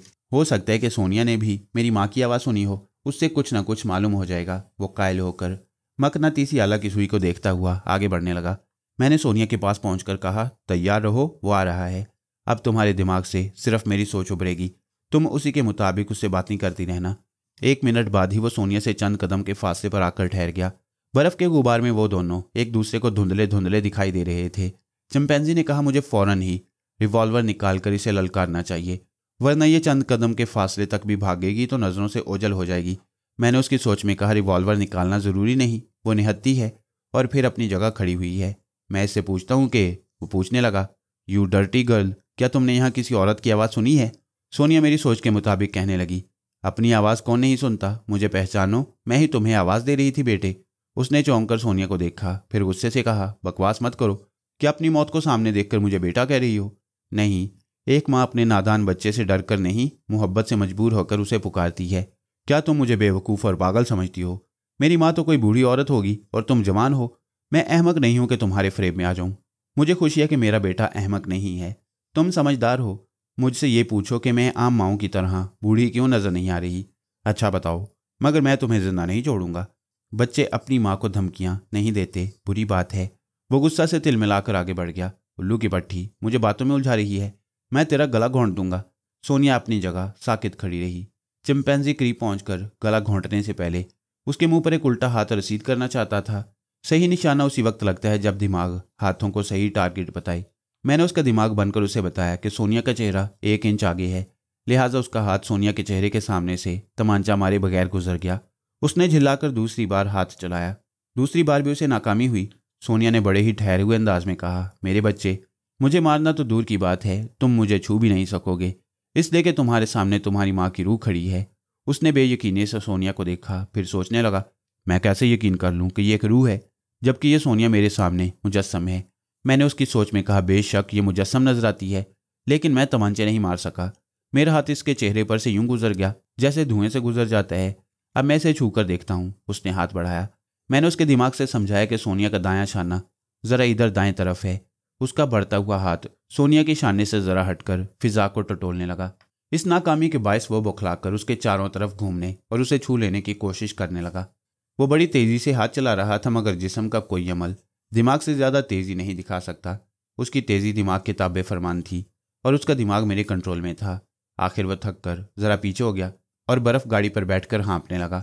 अब वो शिकस्त खुर्दा अंदाज में सोच रहा था, वाकई ये तो कोई रूह मालूम होती है। लेकिन जब इसने त्यारे से छलांग लगाई थी तो उस वक्त सोनिया का ठोस जिस्म था, अब ये रूह कैसे बन गई? उसने सोनिया को देखते हुए पूछा, क्या तुम सोनिया नहीं हो? सोनिया ने कहा, कौन सोनिया? मैं किसी सोनिया को नहीं जानती। वो हैरानी से बोला, ताजुब है, तुमने फ्रैंकफर्ट से यहाँ तक मेरे साथ त्यारे में सफ़र किया था। सोनिया उसके करीब जाते हुए बोली, अच्छा तुम इस जिस्म को सोनिया कह रहे हो? मुझे बताओ, क्या इस जिस्म का नाम सोनिया था? था नहीं, है। तुम्हारी बातें मुझे उलझा रही हैं। खुदा के लिए मुझे बताओ, तुम कौन हो? सोनिया गहरी संजीदगी से कहने लगी, तुम यकीन करो या ना करो, मैं 25 बरस से अपने बेटे की तलाश में यहाँ भटक रही हूँ और तुम मेरे बेटे हो। 25 बरस से? उसने हैरानी और बेयकीनी से पूछा, क्या तुम दुनिया के किसी और इलाका में मुझे तलाश नहीं कर सकती थी? इससे सर्द इलाके में क्यों भटक रही हो? सोनिया ने बड़े ही गंभीर लहजे में जवाब दिया, क्या तुम नहीं जानते कि बहुत सी चीज़ों को फ्रिज में या बर्फ़ खाना में या किसी सर्द जगह हिफाजत के लिए रखा जाता है? मेरी रूह इसी सर्द इलाके में महफूज रह सकती थी। मैं इसी इंतज़ार में थी कि मुझे किसी औरत का मुर्दा जिस्म मिलेगा तो मैं उसमें समा जाऊंगी, मगर यह ऐसा सर्द इलाका है कि यहाँ से किसी औरत का गुजर नहीं हुआ। अभी थोड़ी देर पहले मैंने इस जिस्म को मुर्दा देखा है जिसे तुम सोनिया कहते हो। ये सर्दी से ठिठर कर मर गई थी। ओह! चिंपैंजी शदीद हैरत से उसे देखने लगा। तो तुम अब सोनिया नहीं हो, मेरी माँ हो? हाँ, मैं वही हूँ जिससे तुम माँ कहने से इनकार करते हो। मुझे क्या मालूम था कि जिस बेटे के लिए मैं भटक रही हूँ वो मुझे जवान रूप में देखकर दुश्मन बन जाएगा। मैंने अपनी खुशी से ये जवानी कबूल नहीं की। इत्तेफाक से एक जवान औरत का जिस्म मिल गया तो मैं क्या करूं? वो कदरे नादिम होकर बोला, सॉरी मम्मी, मैं आपका नहीं, इस औरत का दुश्मन था जिसके जिस्म में आप मुझसे मिलने आई हैं। वो ज़रा करीब आकर बोली, इसका मतलब यह है कि हम दोनों गलत फहमी का शिकार हो गए थे। तुम मुझे सोनिया समझकर दुश्मन बन गए और मैं तुम्हें नाफरमान बेटा समझती रही। चिंपैंजी ने दोनों हाथ आगे बढ़ाकर कहा, मम्मी, मैं कितना बदनसीब हूँ कि 25 बरस के बाद आपके करीब आकर आपको छू नहीं सकता, आपके सीने से नहीं लग सकता। क्यों नहीं मेरे बेटे? माँ का सीना सिर्फ तुम्हारे लिए है। तुम मुझे इसलिए हाथ न लगा सके कि गुस्ताख बन गए थे। अब तो एक फर्माबरदार बेटे हो। आओ। सोनिया ने आगे बढ़कर उसके सर को अपने सीने से लगा लिया। वो बर्फ गाड़ी पर बैठा हुआ था, इसलिए सीने से लग गया, वरना तो ऐसा कद्दे आवर था कि सोनिया उसके सीने तक ना पहुंच सकती। ऐसे मुकाम पर एक हकीकत रोशन होती है कि मर्द कितना ही कद्दे आवर हो, वो अपनी माँ के कद से कभी ऊंचा नहीं होता। वो बात बात पर गुराने वाला दरिंदा, वो बददिमाग चिंपैंजी माँ के सीने से लगते ही बच्चों की तरह सिसक सिसक कर रोने लगा। मम्मी, आपने मुझे क्यों पैदा किया? आपने मुझे क्यों दुनिया की ठोकरों में छोड़ दिया? मैं 25 बरस तक आपकी गोद के लिए तरसता रहा और दुनिया वालों पर बरसता रहा। मैं इंसान से दरिंदा बन गया मम्मी। ये बात उसने ऐसे कर्ब से कही कि सोनिया की आंखों में भी बेख्तियार आंसू आ गई। वो आंसुओं में भीग कर बोली, मेरे बच्चे, अब मैं तुझे छोड़कर नहीं जाऊंगी। अब दुनिया की कोई ताकत तुझे मुझसे जुदा नहीं कर सकेगी। चिंपैंजी ने उसकी आगोश से अलग होकर पूछा, पहले किसने जुदा किया था? मुझे बताओ मम्मी। मैं उस दुश्मन को ऐसी मौत मारूंगा कि देखने वाले इबरत हासिल करेंगे। सब्र करो बेटे, मैं तुम्हें अपने दुश्मन तक जरूर पहुंचाऊंगी, मगर पहले हमें इस इलाके से निकलने की कोशिश करनी चाहिए। वो उठकर खड़ा हो गया, फिर कहने लगा, 1 हफ्ता बाद एक त्यारा मुझे यहाँ से वापस ले जाने आएगा। मैं आपको अपने साथ ले चलूंगा। अभी हमें शुमाल मगरिब की तरफ बढ़ना है। वहाँ किसी जगह 2 कैबन हैं जहाँ कुछ लोग रहते हैं। आप वहाँ आराम से 1 हफ्ता गुजार सकेंगी। सोनिया ने कहा, जब तक मैं एक आज़ाद रूह थी, यहाँ के सर्द मौसम के असर से आज़ाद थी। अब इस जिस्म में समाने के बाद नाकाबिले बर्दाश्त सर्दी लग रही है। आप फिक्र न करें, मैं आपको सर्दी से बचाऊंगा। फिलहाल आप कॉफ़ी पिएं। उसने लकड़ी की एक पेटी खोलकर बड़ा सा थर्मोस निकाला, फिर एक मग में कॉफ़ी उंडेलकर उसे अपने मम्मी की तरफ बढ़ा दिया। दुनिया के इस बर्फ़ खाने में गर्मा गर्म कॉफ़ी बहुत बड़ी नेमत थी। मैंने पूछा, क्यों सोनिया, कैसी रही? मज़ा आ रहा है? कमाल है फरहाद, तुमने इस जंगली को मेरे लिए रहमत का फरिश्ता बना दिया है। मेरी जान, मैंने सुना था कि प्यार की आंच से पत्थर पिघल जाते हैं। मैं चिंपैंजी जैसी चट्टान को आजमा रहा था कि ये बात कहाँ तक दुरुस्त है। देख लो, मेरा तजुर्बा कामयाब रहा। वाकई अब मुझे भी चिंपैंजी पर बड़ा प्यार आ रहा है। अभी मेरी आंखों में आंसू आ गए थे। मैंने कहा, मैं भी इस बात पर रो रहा था कि तुमने मुझे एक द्यो कामत बेटे का बाप बना दिया है। वो खिलखिलाकर हंसने लगी। चिंपैंजी ने मुस्कुराकर पूछा, मम्मी आप किस बात पर हंस रही हैं? वो ज़रा ठिठक गई, फिर मेरी सोच के मुताबिक बोली, मैं गर्मा गर्म कॉफ़ी पीते हुए ख्याल ही ख्याल में दुश्मनों तक पहुंच गई थी और देख रही थी कि मेरा बेटा उनकी कैसी पिटाई कर रहा है। उनके मार खाने और रोने पर मुझे हंसी आ गई। चिंपैंजी ने अपने चट्टान जैसे सीने पर हाथ मारकर कहा, मम्मी आप एक दिन सचमुच दुश्मनों के सामने कह के लगाएंगी और वो आपसे ज़िंदगी की भीख मांगते रहेंगे। बातों के दौरान उसने बर्फ़ गाड़ी के सामान को तरतीब से रखकर उस पर तरपाल और कंबल बिछा दिया। एक बिस्तर तैयार करने के बाद उसने कहा, मम्मी आप यहाँ आराम से लेट जाएं, अब हमारा सफ़र शुरू होगा। सोनिया ने हैरानी से पूछा, बर्फ़ गाड़ी में पहले दुनिया भर का सामान है, फिर मैं भी यहाँ लेट जाऊँगी तो तुम इतना वज़न कितनी दूर तक खींचते हुए ले जाओगे? उसने कहका लगाते हुए सोनिया को दोनों बाजू में उठाकर कहा, मम्मी दुनिया ने मुझे आपके बाजू में खेलने नहीं दिया, मगर मैं आपको अपने बाजुओं के पालने में सुलाया करूँगा। उसने सोनिया को बर्फ़ गाड़ी पर लिटा दिया, फिर उस पर 2 कंबल और उसके ऊपर बर्फानी रीछ की खाल डालकर उसकी पेशानी को चूमते हुए कहा, ओके मम्मी, अब ये इतनी बड़ी दुनिया सिर्फ माँ बेटे की है, आप आराम से लेटी रहें, रास्ते में जो आएगा मैं ठोकरों से उड़ाता जाऊँगा। उसने बर्फ़ गाड़ी की रस्सियों को थाम लिया, रस्सियों को अपने लिए लगाम बना लिया। माँ के लिए बेटा जानवर भी बन सकता है। वह भरपूर कह के लगाता हुआ बर्फ़ की सतह पर गाड़ी खींचता हुआ शेर की तरह गरजता जा रहा था, हट जाओ, मेरी माँ की सवारी आ रही है। मैं सोनिया की तरफ से मुतमईन हो गया, क्योंकि एक बूढ़ा बेटा उसका मुहाफिज बन गया था। अब उसे सर्दी से, भूख से और दुश्मनों से बचाने की जिम्मेदारी चिंपैंजी ने अपने सर ले ली थी। इधर से इत्मीनान होते ही मैंने सोचा कि सुपर मास्टर के इन मुसल्ला नौजवानों की खबर ली जाए जो त्यारे के अंदर सर्दी से ठिठर रहे थे। त्यारा बर्फ में धंसा हुआ था। बाहर निकलने का दरवाज़ा अंदर से लॉक था। उसकी चाबियां एक नौजवान के पास थी, लेकिन वह दरवाज़ा खोलकर बाहर जाने की जुर्रत नहीं कर सकते थे। बाहर बर्फ़ के उस जहन्नुम में 70 दर्जा इंजमात की सर्दी थी। त्यारे से निकलते ही वो बर्फ़ के बेजान मुजस्मे बनकर रह गई। एक नौजवान ने बुरी तरह कांपते हुए पूछा, रॉबर्ट हम यहाँ कब तक पड़े रहेंगे? जब तक बैरूनी इमदाद हम तक नहीं पहुँचती हमें सब्र करना होगा। सब्र करना और बात है, ऐसी तकलीफ बर्दाश्त करना और बात है। बाय गॉड, कुव्वत बर्दाश्त जवाब दे रही है। जब जवाब दे दे तो मर जाना, मैं तुम्हारे मरने का तमाशा देखूंगा। आर्थर के पास बैठे हुए एक नौजवान ने गुस्सा से कहा, रॉबर्ट तुम्हें हमारा लीडर इसलिए नहीं बनाया गया कि ऐसे वक्त तुम दुश्मनों की तरह संगदिली का मुजाहरा करो। रॉबर्ट ने उसके मुंह पर थूकने के अंदाज में कहा, चुप सुअर के बच्चे, मैं मरने वाले सूरों का लीडर नहीं बन सकता। जिसे गाली दी गई थी वो कंबल को एक तरफ फेंक कर उछल पड़ा, फिर रिवॉल्वर निकालकर बोला, रॉबर्ट मैं तुझे गोली मार दूंगा। रॉबर्ट ने भी कंबल एक तरफ हटाकर कहा, यह तो कोई जवामर्दी ना हुई। अगर यह आजमाना चाहते हो कि मैं लीडर बनने के काबिल हूं या नहीं तो रिवॉल्वर फेंक कर मुकाबला करो। आर्थर ने अपनी जगह से उठकर कहा, आपस में लड़ना दानिशमंदी नहीं। दानिशमंदी? रॉबर्ट ने आर्थर को भी गाली देते हुए कहा, तुम बुज़दिल हो। मालूम होता है तुम्हें तुम्हारी माँ ने नहीं किसी गधी ने दूध पिलाया है। आर्थर ने यकबारगी उछलकर रॉबर्ट के सीने पर लात मारी। वो लड़खड़ाता हुआ दीवार से टकरा गया। आर्थर के साथी ने भी उस पर छलांग लगाई, मगर खाली दीवार से टकरा गया। रॉबर्ट फुर्ती से अपनी पोजीशन बदलकर आर्थर से मुक्केबाजी में मसरूफ हो गया। वहां 5 नौजवान थे। 3 जवानों को लड़ते देखकर बाकी 2 ने बीच बचाव की कोशिश की। इस कोशिश में वो भी मार खा गए।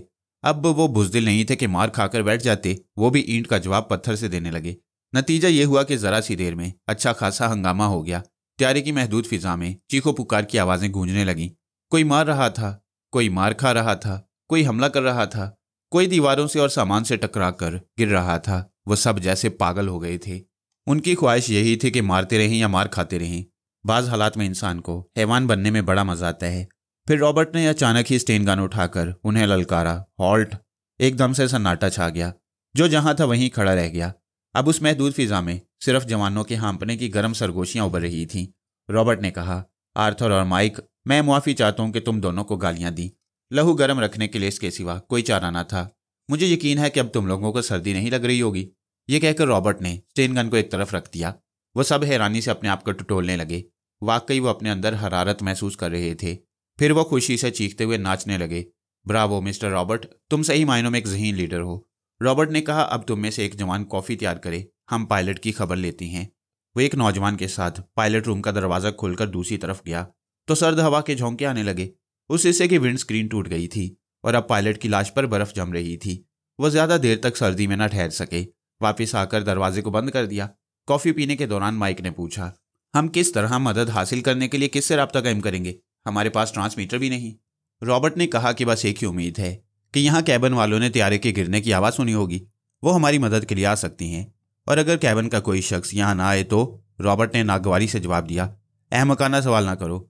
जाहिर है कि हम बैरूनी मदद के मोहताज हैं। इन कमलों को लपेट कर बाहर नहीं निकल सकते। हमें उम्मीद पर जिंदा रहना होगा या फिर मर जाना होगा। इसके अलावा किसी के ज़हन में कोई तदबीर है तो मुझे बताए। सब खामोश होकर सोचने लगे। थोड़ी देर बाद एक ने कहा, अगर चिंपैंजी यहाँ पहुंच जाए तो हमारे काम आ सकता है। वो कैबिन तक जाकर हमारे लिए मदद हासिल करेगा। दूसरे ने कहा, पता नहीं वो पागल का बच्चा कहाँ होगा। सोनिया सी आंख मचोली खेल रहा होगा। वो चालाक औरत आसानी से उसके हाथ न आएगी। रॉबर्ट ने एक जोर का कहका लगाते हुए कहा, सुपरमास्टर के सामने बड़े बड़ों की चालाकी धरी रह जाती है। सोनिया जैसी चालाक औरत ये सोच भी नहीं सकती कि उसके हाथ में आनी सलाख क्यों पकड़ाई गई है। एक ने कहा, गड्ढे और खाइयां मालूम करने के लिए। नहीं, ये पहाड़ी इलाका नहीं है कि यहाँ गड्ढे और खाइयां होंगी। ये मंतका शुमाली का मैदानी इलाका है। यहाँ की ज़मीन मस्ता है। बर्फ़ के ऊंचे नीचे टीले और रास्ते हैं, मगर गड्ढे नहीं हैं। चिंपैंजी मकनातीसी आले के जरिए उस आहनी सलाख तक पहुंचकर सोनिया को बर्फ़ में दफन कर चुका होगा। आर्थर ने कहा, वाकई सुपरमास्टर की जहानत का जवाब नहीं है, मगर वह चिंपैंजी शिकार खेलने के बाद कैबिन की तरफ जाएगा। शायद उसने त्यारे के गिरने की आवाज़ सुनी हो। रॉबर्ट ने चौंक कर कहा, वो इधर आ सकता है। त्यारे का ढांचा फौलाद का है। मकनातीसी आले की सुई इधर होगी तो वह इस तरफ आएगा। आर्थर ने गहरी सांस लेकर कहा, ऐसा भी तो हो सकता है कि शिकार खेलने के बाद उस पागल ने मकनातीसी आले को बेकार समझकर फेंक दिया हो। माइक ने बिगड़ कर कहा, आर्थर, तुम मायूस करने वाली बातें ना करो। तुम सब हौसला पैदा करने वाली बातें कर रहे हो। कम अज कम मुझे तस्वीर का दूसरा रुख दिखाने दो। एक नौजवान ने कंबल को अपने तरफ अच्छी तरह लपेटते हुए कहा, क्या मुसीबत है? फिर सर्दी लग रही है? गर्म कॉफ़ी पीने के बाद भी यूं लगता है जैसे शरबत पिया हो। रॉबर्ट ने उसकी तरफ इशारा करते हुए कहका लगाकर कहा, यह उल्लू का पट्टा है। मैं तुम लोगों को हुक्म देता हूं कि इस उल्लू की हंसी उड़ाओ। सब उसकी तरफ देखकर हंसने लगे। हालांकि उन्हें भी सर्दी लग रही थी। वो उस पर उंगली उठाकर कहने लगे, उल्लू? इंसानों के जंगल में एक उल्लू कंबल ओढ़े बैठा है। उल्लू ने उसकी तरफ उंगली उठाकर हंसते हुए कहा, लोग अपने जैसे उल्लू को देखकर ही हंसा करते हैं। फिर एकदम से हा हा हा शुरू हो गई। वे एक दूसरे पर आवाज़ें कस रहे थे और फेफड़ों की पूरी कुव्वत से कहके लगा रहे थे। सर्द हवा फेफड़ों से गर्म सांसें बनकर खारिज हो रही थी और उन्हें कदरे हरारत पहुंचा रही थी। इंसान पर ऐसा वक्त भी आता है जब मौत से बचने के लिए कोई हथियार उसके काम नहीं आता। अपनी हालत ज़ार पर सिर्फ कहके लगाने पड़ते हैं। मैं सोनिया की तरफ वापस आ गया। वह बर्फ़ गाड़ी पर आराम से लेटी हुई सफ़र कर रही थी। चिंपैंजी गाड़ी को बर्फ़ की सतह से खींचता हुआ और सर्दी से लड़ने के लिए ज़ोर ज़ोर से बेढंगी आवाज़ में गाता हुआ चला रहा था। मैंने पूछा, हेलो सोनिया, क्या हाल है? वह मुस्कुराती हुई बोली, बड़े आराम से हूँ और अपने बेटे का गाना सुन रही हूँ। मैंने कहा, बेचारा सर्दी से बचने के लिए कब तक गाता रहेगा? तुम इससे बातें करो। बातें करने के लिए मास्क का हुड उठाना पड़ता है, फिर बर्फ़ के ज़र्रात चेहरे पर आकर चुभने लगती हैं। कोई बहुत ज़रूरी बात करनी हो तो बताओ, मैं ये तकलीफ़ गवारा कर लूँगी। कोई ज़रूरी बात नहीं है, तुम आराम से लेटी रहो। मैं उसके पास जा रहा हूँ। दूसरे ही लम्हा मैं चिंपैंजी के दिमाग में पहुँच गया। वो गाना गुनगुनाता इधर उधर देखता, गाड़ी को खींचता जा रहा था। उसकी आंखों पर स्काईलाइट का चश्मा था। उसके शीशों को बर्फ़ के ज़र्रात छुपाना चाहते तो वो आस्तीन से उन्हें साफ करता जाता। उसके चारों तरफ यहाँ से वहाँ तक, ज़मीन से आसमान तक बर्फ़ ही बर्फ़ थी। वो दुनिया इतनी तंग और सुकड़ी हुई नजर आती जैसे उन्हें सर्द मुट्ठी में बंद कर दिया गया हो। वो आगे बढ़ने के दौरान कभी कभी कुतुबनुमा को देख लेता और कैबिन की सिमत मालूम करता रहता। मैंने उसकी सोच में कहा, वो मकनातीसी आला मैंने कहाँ रखा है? वो अपनी जेबें और कमर टटोलने लगा। फिर उसकी सोच ने कहा, ओह याद आया, मैंने उसे लकड़ी की पेटी में रख दिया है। अब उसकी ज़रूरत ही क्या रह गई है? मैं सोचने लगा कि चिंपैंजी और सोनिया को कैबिन की तरफ जाना चाहिए या जहाज़ की तरफ। अगर वो त्यारे की तरफ जाएंगे तो रॉबर्ट और उसके साथी सोनिया को जिंदा देख लेंगे। सिर्फ यही नहीं, बल्कि सोनिया और चिंपैंजी की दोस्ती को खतरा समझकर पहली फुर्सत में उन पर गोलियां चलाएंगे। और अगर वो दोनों कैबिन की तरफ जाएंगे तो उस वक्त तक कैबिन के कुछ लोग शायद गिरने वाले त्यारे की तलाश में निकल पड़ेंगे। रॉबर्ट से मुलाकात होगी तो उन्हें मालूम हो जाएगा कि सोनिया को मौत की सज़ा देने के लिए वहाँ भेजा गया था। ऐसी सूरत में कैबिन वाले भी सोनिया को जिंदा देखकर चिंपैंजी को भी दुश्मन समझ लेंगे। इस इलाका की मुख्तसर सी आबादी में जहाँ दुश्मन ही दुश्मन थे, वहाँ सोनिया उनसे छुप कर नहीं रह सकती थी। लिहाजा चिंपैंजी को इस खतरे का एहसास दिलाना ज़रूरी था। मैंने कहा, सोनिया, अब अपने चेहरे से स्नो मास्क का हुड उठाने की जहमत गवारा करो और ये मालूम करो कि चिंपैंजी ने त्यारे के गिरने की आवाज़ सुनी है या नहीं। सोनिया सेज पर उठकर बैठ गई। फिर उसने हुड को ऊपर उठाकर आवाज़ दी, चिंपैंजी। Yes mummy. वो चलते चलते रुक गया। क्या तुमने त्यारे के गिरने की आवाज़ सुनी है? यस मम्मी, सुनी है। सोनिया ने मेरी सोच के मुताबिक पूछा, फिर तुम उधर क्यों नहीं जाते? वहाँ जाकर क्या होगा? त्यारे के हादसे में कोई जिंदा नहीं बचता। अगर वहां कोई बचा भी होगा तो सर्दी से ठिठर कर मर गया होगा। सोनिया ने कहा, हमें यही मालूम करना है कि वहां कोई जिंदा बचा है या नहीं। चिंपैंजी ने करीब आकर पूछा, मम्मी हमें उनकी मौत और जिंदगी से क्या लेना है? चिंपैंजी, अगर वो मर गए होंगे तो बेहतर है, अगर जिंदा रहे तो मेरे लिए खतरा बन जाएंगे। वो कैसे? ऐसे कि तुम्हारी मम्मी सोनिया के जिस्म में है। जब वो सोनिया तुम्हारी दुश्मन थी तो उनकी भी दुश्मन। उसने सोनिया का हाथ अकीदत से थाम कर कहा, नहीं मम्मी, अब ये हाथ, ये सूरत और ये जिस्म मेरे लिए मुकद्दस है। ये वजूद दुश्मन नहीं, मेरे लिए सायादार दरख्त है। ये तुम कह रहे हो, मगर तुम्हारे साथी ये तस्लीम नहीं करेंगे कि सोनिया मर चुकी है और मैं तुम्हारी माँ हूँ। जो मेरी माँ को तस्लीम नहीं करेगा मैं उसे मौत के घाट उतार दूंगा। ये तो मैं भी कर सकती हूँ। सोनिया के जिस्म में आकर मुझे यूं लगता है कि जैसे मैं जूडो कराटे जानती हूँ। हाँ मम्मी, वो बहुत ही खतरनाक फाइटर समझी जाती थी, लेकिन सिर्फ फाइटर बनने से क्या होता है? क्या त्यारे के लोग मुसल्ला नहीं होंगे? हाँ, उनके पास रिवॉल्वर और स्टेन गन्ने हैं। तो फिर तुम्हें जरा अकल से सोचना चाहिए कि वो मुझे सोनिया के रूप में देखकर यही समझेंगे कि तुमने सोनिया से दोस्ती कर ली है और उनके दुश्मन बन गए हो। मैं उन्हें समझाऊंगा कि तुम मेरी मम्मी हो। ओहो चिंपैंजी, तुम मेरे बेटे हो इसलिए तुमने यकीन कर लिया। इस साइंसी दौर में सांस लेने वाले मादा परस्त लोग ये तस्लीम नहीं करेंगे कि तुम्हारी माँ की रूह सोनिया के जिस्म में समा गई है। वो चंद लम्हों तक सोचता रहा, फिर चिल्लाकर बोला, उनकी ऐसी की तैसी। जब वो आपकी इज्जत नहीं करेंगे तो क्या मैं उन्हें जिंदा छोड़ दूंगा? लेकिन मुसल्ला दुश्मनों के सामने जाने से पहले तुम्हें ये यकीन कर लेना चाहिए कि वो हर हाल में दुश्मन है और उनके लिए मुआफ़ी की कोई गुंजाइश नहीं। मम्मी, मैं दोस्त और दुश्मन को नहीं जानता, आपका हुक्म सारंग पर उनके लिए मुआफ़ी की गुंजाइश नहीं होगी। शाबाश, आप त्यारे की तरफ चलो। मैं क्या जानूं त्यारा कहाँ जाकर गिरा है? बेटे, मकनातीसी आला निकालो, उसकी सुई फौलादी त्यारे की निशानदेही करेगी। ओहो, मैं तो उसे भूल ही गया था। उसने सोनिया को दोनों बाजू में उठाकर कहा, मम्मी आप जरा खड़ी हो जाएं, मैं लकड़ी की पेटी से मकनातीसी आला निकाल लूं। सोनिया ने उसकी गर्दन में बाहें डालकर उसकी पेशानी को चूमते हुए कहा, मेरा बेटा मुझे फूल की तरह उठा लेता है। उसने हंसते हुए कहा, मैं तन्हा एक हैवी ट्रक को एक तरफ से उठाकर दूसरी तरफ उलट देता हूं। सोनिया उसके बाजुओं से उतरकर खड़ी हो गई। वह कंबल वगैरह एक तरफ हटाकर लकड़ी की पेटी से मकनातीसी आले को निकालते हुए बोला, जानती है मम्मी, सोनिया को बेवकूफ़ बनाकर उसे आहनी सलाख दी गई थी कि वो रास्ता टटोल कर चलेगी। उसे नहीं मालूम था कि मैं मकनातीसी आले के जरिए आहनी सलाख तक पहुंच सकता हूं। मगर अफसोस, मेरे पहुंचने से पहले ही वो मर गई। क्या कहा? सोनिया ने गरज कर कहा, मैं तो सोनिया को कह रहा हूं मम्मी। बेवकूफ़, अब यह जिस्म मेरा है। सोनिया को गाली दोगे तो वो गाली मुझे लगेगी। वो तौबा के अंदाज में अपना मुंह पीटने लगा, फिर बर्फ पर दोजानू होकर उसके कदमों से लिपटते हुए बोला, मुझे माफ़ कर दीजिए मम्मी, मेरे दिमाग में कीचड़ है, कोई बात कह देता हूँ तब समझ में आती है कि वो गलत है। आइंदा मैं सोनिया के खिलाफ कुछ नहीं कहूँगा। अच्छा, अब उठो, आगे बढ़ो। हम कब तक इस खुली फिजा में रहेंगे? हमें जल्द अज जल्द कैबन या त्यारे के अंदर पहुंचकर गर्म फिजा में सांस लेना चाहिए। थोड़ी देर बाद वो गाड़ी खींचता हुआ आगे बढ़ने लगा। इस बार सोनिया उसके साथ चल रही थी। उस आहनी सलाख को बर्फ में दफन कर दिया गया, इसलिए मकनातीसी आला की सुई अब उधर घूम गई थी जिधर वो त्यारा बर्फ में धंसा हुआ था। मैंने कहा, सोनिया जब तुम त्यारे के करीब पहुंच जाओ तो चिंपैंजी से कहना कि वो अंदर जाए और उनसे कहे कि उसने सोनिया को तो मार डाला है, मगर अब उसकी रूह का पीछा कर रही है।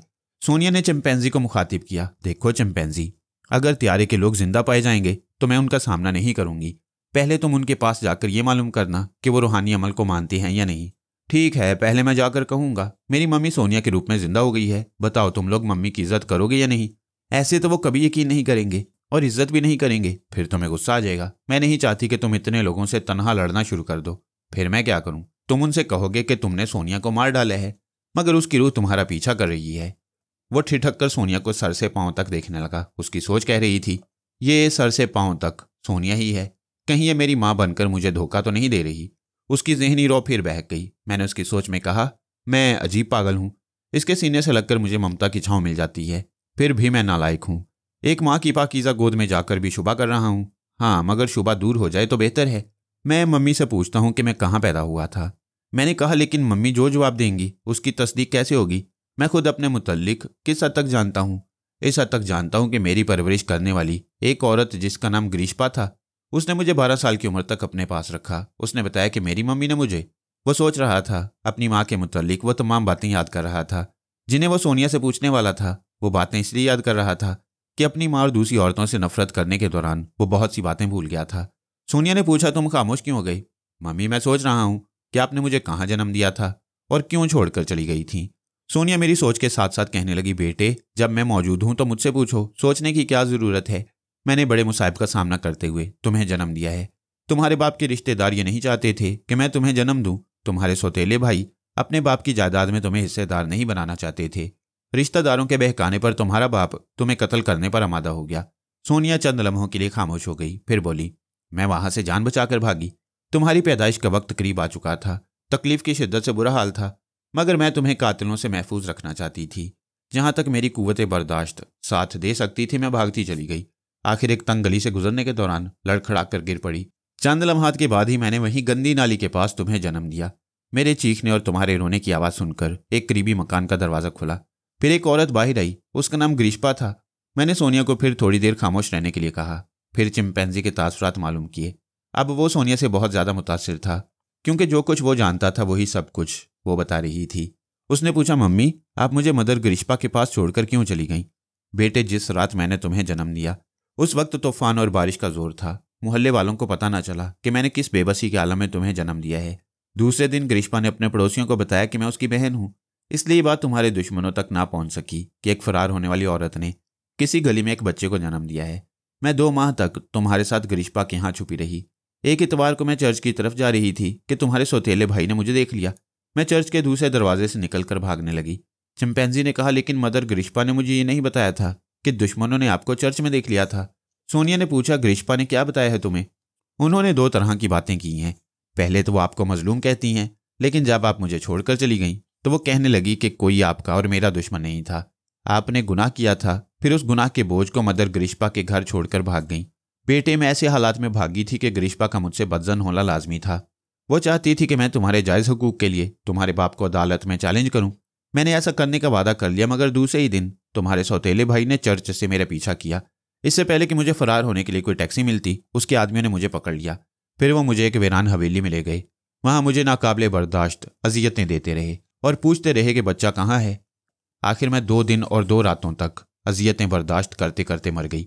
चिंपैंजी दोनों हाथों की मुट्ठियां भींचे और दांत पीसने लगा, फिर यक बारगी गरजने लगा, मैं उन्हें ऐसी ऐसी अजियतें देकर जिंदा रखूंगा कि वो हर लम्हा आपसे मौत की भीख मांगते रहेंगे। मम्मी मुझे बताइए, वो रास्ता कहाँ है जो उनकी शाहरग तक जाता है?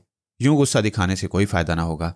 हमारे पर नहीं है कि परवाज करते हुए वहां पहुंच जाएं। आखिर जल्दबाजी की जरूरत ही क्या है? हम माँ बेटे मिल चुके हैं। हम इस इलाके से निकलते ही दुश्मनों की खैरियत पूछेंगे। वो किसी कदर शांत होकर आगे बढ़ने लगा। उसकी सोच कह रही थी, मैं किस कदर कमीना हूं। अपनी माँ को गुनाहगार समझ रहा था और अब ये भी शुबा कर रहा था कि ये मेरी माँ नहीं है। मुझ जैसा अहमक तो कोई ना होगा। चलो, ये भी अच्छा हुआ कि मम्मी की जुबान से अपने मुतल्लिक वही बातें सुन ली जो मुझे मालूम थी। अब तो मैं नशा की हालत में भी माँ की ममता और खलूस पर शक नहीं करूंगा। उसके दिमाग की कोई किल दुरुस्त नहीं थी। बाज़-औक़ात वो अचानक ही कोई बात सोचता और फौरन ही उस पर अमल करता। अचानक ही वो उछलकर सोनिया की तरफ पलट गया। सोनिया घबराकर पीछे हटती हुई बोली, क्या बात है? उसका सवाल पूरा होने से पहले वो औंधे मुंह बर्फ पर गिर पड़ा। फिर उसके कदमों से लिपटकर गिड़गिड़ाकर कहने लगा, मम्मी मुझे माफ़ कर दीजिए। मैं आप पर शुबा कर रहा था कि आप मेरी मम्मी नहीं हैं। सोनिया ने दांत पीसते हुए सोचा, मैंने किस पागल के बच्चे को अपना बच्चा बनाया है। कमबख्त ने मुझे डरा कर रख दिया। पता नहीं इसके साथ कैसे निभेगी। फिर वह जबरन मुस्कुराती हुई बोली, तुम एक नहीं 1000 बार शुबा करो, मैं तुम्हारी माँ हूँ, माँ ही रहूंगी। मम्मी आपने मुझे मुआफ़ कर दिया, दिलो जान से मुआफ़ किया। चलो उठो। अगर तुम इसी तरह कदम कदम पर कदमों से लिपटते रहोगे तो हम अपनी मंजिल तक नहीं पहुंच सकेंगे। उसने उठकर अपने लिबास पर से बर्फ झाड़ी, फिर बर्फानी गाड़ी की लगामों को थामकर आगे बढ़ने लगा। उसके दिल में सोनिया की तरफ से ऐसा यकीन और एतमाद पैदा हो गया कि अब कोई इस एतमाद को मुतजलजल नहीं कर सकता था। सोनिया आगे बढ़ने के दौरान दूर तक देखती हुई सोच रही थी, कैसी वीरानी और सन्नाटा है, न रात की तारीकी है न दिन का उजाला। मैंने सुना था कि दुनिया के इस हिस्से में 6 माह तक रात रहती है और 6 माह तक सूरज की हल्की सी रोशनी यहाँ पहुँचती है। शायद उन दिनों 6 माह का एक दिन गुजर रहा है। मैं कभी भी नहीं सोच सकती थी कि जिंदगी के किसी मोड़ पर यहाँ पहुँच जाऊंगी। वाकई ऐसी वीरान जगह यूं लगता है जैसे बर्फ की कब्र में से गुजर रही हूँ। वहां ना इंसान नजर आते थे, ना जानवर, और ना ही एक दरख्त भी दिखाई देता। ऐसे ही वीराने और सन्नाटे में अचानक जिंदगी के आसार पैदा हुए। सोनिया और चिंपैंजी ठिठक कर खड़े हो गए। फिर स्नो मास्क का हुड उठाकर आवाजें सुनने लगे। दूर कहीं से कुत्तों के भौंकने की आवाजें सुनाई दे रही थीं और वो आवाजें आती जा रही थीं। चिंपैंजी ने बर्फ गाड़ी की लगाम छोड़ दी। हॉलिस्टर से रिवॉल्वर निकालकर सोनिया को दिया। मम्मी आप इसे बस यूं ही एहतियातन रख लें। मेरी कोशिश यही होगी कि आपको गोली चलाने की जहमत न उठानी पड़े। मैं आने वालों से निमट लूंगा। उसने अपनी कमर से टेलीस्कोप लगी हुई गन निकाली। फिर आवाज की सिमत का अंदाजा करते हुए दूरबीन से देखने लगा। दूरबीन दूर तक दिखाती है, लेकिन बर्फ की सफेद धुंध में बमुश्किल 15-20 कदम के फासले तक ही देखा जा सकता था। सोनिया ने पूछा, क्या इस इलाके में कुत्ते पाले जाती हैं? चिंपैंजी ने जवाब दिया, पालतू कुत्ती हैं। बर्फ गाड़ी को एक जगह से दूसरी जगह खींच कर ले जाती हैं। इसका मतलब है कि वो बर्फ गाड़ी को खींचते हुए इधर आ रही हैं। उस गाड़ी पर आदमी भी होंगे। हाँ, ये लोग यकीनन अपने कैबिन से निकल कर आ रही हैं। वो देखो। चिंपैंजी ने स्काईलाइट का चश्मा पेशानी पर रख लिया था और उसकी एक आंख दूरबीन से लगी हुई थी। सोनिया ने उधर देखा जिधर चिंपैंजी की गन का रुख था। बर्फ के गुबार में कुछ धुंधले साए मुतहर्रिक थे। कुत्तों की आवाजें बहुत करीब सुनाई दे रही थीं। फिर एक बर्फ गाड़ी नजर आई जिस पर 2 शख्स बैठे हुए थे। कुत्ता गाड़ी के सवार चिंपैंजी और सोनिया के दाएं तरफ नजर आए और अब बाएं तरफ बढ़ते जा रहे थे। मकनातीसी आले का कांटा भी बाएं तरफ था। इससे अंदाजा हुआ कि वो लोग त्यारे की तरफ जा रही हैं। चिंपैंजी ने उन्हें आवाजें दी, हे यू हॉल्ट। उसकी आवाज गोली की तरह सनसनाती हुई दूर तक गई। फिर वो बर्फ की गाड़ी आहिस्ता आहिस्ता रुकने लगी। दूसरी जानिब से एक शख्स ने पूछा, हु इज देयर? वहां कौन है? अब बहुत देर बाद उस वीराने में इंसानी आवाजें गूंज रही थीं। चिंपैंजी ने जवाब दिया, चिंपैंजी फ्रॉम फ्रैंकफर्ट। दूसरा कौन है? सोनिया के चेहरे पर स्काईलाइट का चश्मा और स्नो मास्क था। लिबास भी मर्दों जैसा था, इसलिए वो पहचानी नहीं जाती थी। मैंने चिंपैंजी की सोच में जवाब दिया, वो मेरा एक दोस्त है। दूसरी तरफ से आवाज आई, हमें इतला मिली है कि तुम सोनिया नाम की एक औरत को हलाक करने के बाद तन्हा कैबिन की तरफ आओगे, मगर एक दोस्त का इजाफा कैसे हो गया? चिंपैंजी ने कहा, मैं करीब आकर तुम्हारे सवालों के जवाब दूंगा। हॉल्ट, करीब आने से पहले अपने हथियार फेंक दो। चिंपैंजी ने कहा, हम दोस्त हैं और दोस्तों से हथियार फेंकने के लिए नहीं कहा जाता। No arguments. हुक्म की तामील करो और हथियार फेंक कर इधर आओ। मैंने सोनिया से कहा, चिंपैंजी को समझाओ कि हथियार फेंक दे। सोनिया ने अपना रिवॉल्वर फेंकते हुए कहा, बरखुरदार, उनका हुक्म मानो, वरना वो खतरा महसूस करते ही भाग जाएंगे, फिर अपनी पूरी टीम के साथ वापस आएंगे। चिंपैंजी माँ का हुक्म नहीं टाल सकता था। उसने परेशान होकर कहा, मम्मी, हम बिल्कुल निहत्थे होकर इनका कुछ नहीं बिगाड़ सकेंगे। आप ही ने तो कहा था कि आपको सोनिया के रूप में देखकर वो मेरे भी दुश्मन बन जाएंगे। दुश्मन बनने दो। जब मैं तुम्हारी पैदाइश के वक्त तुम्हें दुश्मनों से बचाती रही, तो क्या अब तुम्हारी हिफाजत नहीं करूंगी? उसने अपनी गन को फेंकते हुए कहा, अब मैं बच्चा नहीं हूं, आप मुझे शर्मिंदा न करें, अब मैं आपकी हिफाजत करूंगा। फिर उसने चीख कर ऐलान किया, हमने हथियार फेंक दिए हैं और अब दोनों हाथ उठाए आ रही हैं। मैं चिंपैंजी और सोनिया को छोड़कर उस शख्स की आवाज़ और लहजे तक पहुंच गया। वो अपने साथी से कह रहा था, जर्मनी से मास्टर ने इतला दी थी कि चिंपैंजी एक औरत को हलाक करने के बाद हमारे पास आएगा। यह भी कहा गया था कि वो औरत लूमड़ी की तरह मक्कार है। ऐसा हो सकता है कि उस औरत ने किसी तरह चिंपैंजी को ट्रैप किया हो, इसलिए वहां एक की बजाय 2 नजर आ रही हैं। उसके साथी ने तायद की, हाँ, ऐसा हो सकता है कि उस औरत ने चिंपैंजी को रिवॉल्वर की जद में रखा हो। बिल्कुल यही बात है। वो देखो, चिंपैंजी दोनों हाथ उठाए आगे है और वो उसके पीछे चल रही है। ये कहते ही वो ललकारते हुए बोला, हे, तुम दोनों आगे पीछे नहीं बल्कि शाना बशाना आगे बढ़ो। Come on, hurry up. वो दोनों अपनी अपनी राइफल संभाल कर खड़े हो गए। चिंपैंजी और सोनिया शाना बशाना चलते हुए उनके सामने आ गए। एक ने आगे बढ़कर उनकी तलाशी ली कि कहीं कोई हथियार छुपा कर न रखा गया हो। सोनिया की तलाशी लेते वक्त पता चल गया कि वो औरत है। उस शख्स ने गुर्राकर चिंपैंजी से पूछा, तुमने कहा था कि ये तुम्हारा दोस्त है? चिंपैंजी ने जवाब दिया, बेशक, इस दुनिया में मां से बढ़कर कोई दोस्त नहीं होता, ये मेरी मम्मी है। क्या? उन दोनों ने हैरानी से पूछा। फिर सोनिया को सर से पांव तक देखा। स्नो मास्क के बायस उसका चेहरा वाज़ेह नहीं था। एक शख्स ने दूसरे शख्स से कहा, सेलर, हमें यह भी बताया गया है कि चिंपैंजी आधे दिमाग का आदमी है। अब यह दुरुस्त मालूम होता है, इस वीराने में ऐसा पागल ही अपनी मां को साथ ला सकता है। सेलर ने अपने चश्मे के शीशे पर से बर्फ को साफ करते हुए कहा, मार्लिन, सवाल यह पैदा होता है कि अपनी मां को अपने साथ यहां किस तरह ले आया, जबकि मास्टर के हुक्म के मुताबिक इसे तन्हा आना चाहिए था। मुझे तो दाल में कुछ काला नजर आता है। सेलर ने अपनी राइफल का रुख सोनिया की तरफ करते हुए कहा, ए बूढ़ी अम्मा, अपने चेहरे पर से मास्क हटाओ। सोनिया ने सिर्फ मास्क का हुड उठाकर कहा, मैं बर्फ के इस तूफान में मास्क नहीं उतार सकती, तुम इसी तरह दीदार करो। सेलर और मार्लिन ने टॉर्च की रोशनी से उसके चेहरे को देखा। फिर एक ने हैरत से चीख कर कहा, चिंपैंजी, यू फूल, ये तो नौजवान औरत है, तुम्हें मां बनाने के लिए बूढ़ी औरत नहीं मिली। चिंपैंजी ने पूछा, क्या माएँ जवान नहीं होती? होती हैं, मगर ये जवान औरत तो तुम्हारी माँ की बजाय बेटी मालूम हो रही है। तुम हमारा वक्त ज़ाया न करो, सच सच बताओ ये कौन है? सच्ची बात इस दुनिया में तस्लीम नहीं की जाती, फिर भी मैं बता रहा हूँ। दरअसल मेरी मम्मी 25 बरस पहले मर चुकी थी। उनकी रूह मुझसे मिलने के लिए बेचैन थी। आज सोनिया त्यारे से छलांग लगाने के बाद सर्दी से ठिठक कर मर गई। ऐसे ही वक्त मेरी मम्मी की रूह इसके मुर्दा जिस्म में समा गई। मार्लिन ने चीख कर कहा, यह तुम क्या बकवास कर रहे हो? क्या ये वही सोनिया है जिससे तुम यहाँ हलाक करने आए हो? जी नहीं, सोनिया तो मर चुकी है। ये तो सिर्फ सोनिया का जिस्म है, वरना हकीकतन ये मेरी मम्मी है। मार्लिन ने गुस्से से कहा, यू नॉनसेंस, तुम्हारे मुतालिक सही इतला दी गई है कि तुम नीम पागल हो, मगर हम पागल नहीं हैं। हम अभी तुम्हारी इस फ्रॉड मम्मी को गोली से उड़ा देंगे। उस वक्त मैं कभी मार्लिन और कभी सेलर के दिमाग में झांक रहा था। इसने मुझे चिंपैंजी को कंट्रोल करने का मौका ना मिला। मार्लिन की जुबान से ये सुनते ही कि मम्मी को गोली मार दी जाएगी, उसने एकदम से मार्लिन पर छलांग लगाई। ऐसे वक्त ट्रैगर पर उंगली का दबाव बढ़ जाता है। चिंपैंजी की हमाकत से गोली खुद उसे या सोनिया को लग सकती थी, मगर हुआ यूं कि मार्लिन के दिमाग में था। चिंपैंजी के अचानक हमला करने से वो बौखलाकर फायर करना चाहता था। मैंने उसके दिमाग को झटका पहुंचाया तो उसका हाथ सेलर की तरफ घूम गया। सेलर की चीख के साथ ही उसकी राइफल छूटकर गिर पड़ी। दूसरी तरफ फायरिंग की आवाज सुनते ही चिंपैंजी उछलकर जख्मी सेलर पर गिर पड़ा। ऐसी सिचुएशन में सोनिया अपने असल रूप में आ जाती है। उसने बिजली की सी तेजी से मार्लिन पर छलांग लगाई, लेकिन इतने भारी भरकम लिबास में वो अंदाजा न कर सकी कि छलांग लगाने के लिए मामूल से कुछ ज्यादा कुव्वत सर्फ करनी पड़ेगी। नतीजा ये हुआ कि वो मार्लिन से टकरा गई और उसके साथ बर्फ गाड़ी पर आकर गिर पड़ी। बर्फ गाड़ी की लगाम को झटका पहुंचा तो उसे बंधे हुए कुत्ते भिदक कर भागने लगे। चिंपैंजी ने फौरन ही सेलर की राइफल उठाई। उसकी मम्मी बर्फ गाड़ी पर उससे दूर होती जा रही थी और मार्लिन उससे लड़ने में मसरूफ था। चिंपैंजी की समझ में नहीं आया कि मार्लिन को किस तरह निशाना बनाए। उसके कुछ समझने से पहले ही बर्फ गाड़ी दूर होती हुई बर्फ की धुंध में नजरों से ओझल हो गई।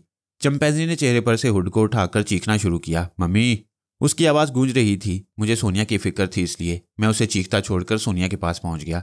वहां सोनिया के आसपास बर्फीले मनाजिर तेजी से गुजरते जा रहे थे। तेज रफ्तारी से भागती हुई बर्फ की गाड़ी पर सोनिया और मार्लिन के दरमियान मुक्केबाजी हो रही थी। उनके जिस्मों पर ऊनी और चमड़ों के लिबास थे, चेहरों पर मास्क चढ़ा हुआ था, इसलिए मुक्केबाजी से किसी को नुकसान नहीं पहुंच रहा था। ऐसे वक्त मुझे ये मालूम करना था कि मार्लिन किस तरह सोनिया पर काबू पाना चाहता है। बात सीधी सी थी कि मैं उसके दिमाग को झटका पहुंचाता तो वो बर्फ गाड़ी से बाहर चला जाता, लेकिन वो शायर ने जो कहा है कि झपटना पलटना, पलट कर झपटना लहू गर्म रखने का है एक बहाना। लिहाजा मैंने सोनिया को अपना लहू गर्म रखने के लिए छोड़ दिया। फिर यह कि वो बड़ी जिद्दारी से लड़ रही थी। जब कोई अपने तौर पर जिद्दोजहद में मसरूफ हो तो उसे अपनी सलाहियतों को आजमाने के लिए आज़ाद छोड़ देना चाहिए। मार्लिन की खुशफहमी खत्म हो चुकी थी। पहले उसने सोचा था कि एक औरत को फौरन ही काबू में कर लेगा, मगर वो औरत तो एक बला थी जो लहू छालने के बाद ही पीछा छोड़ती थी।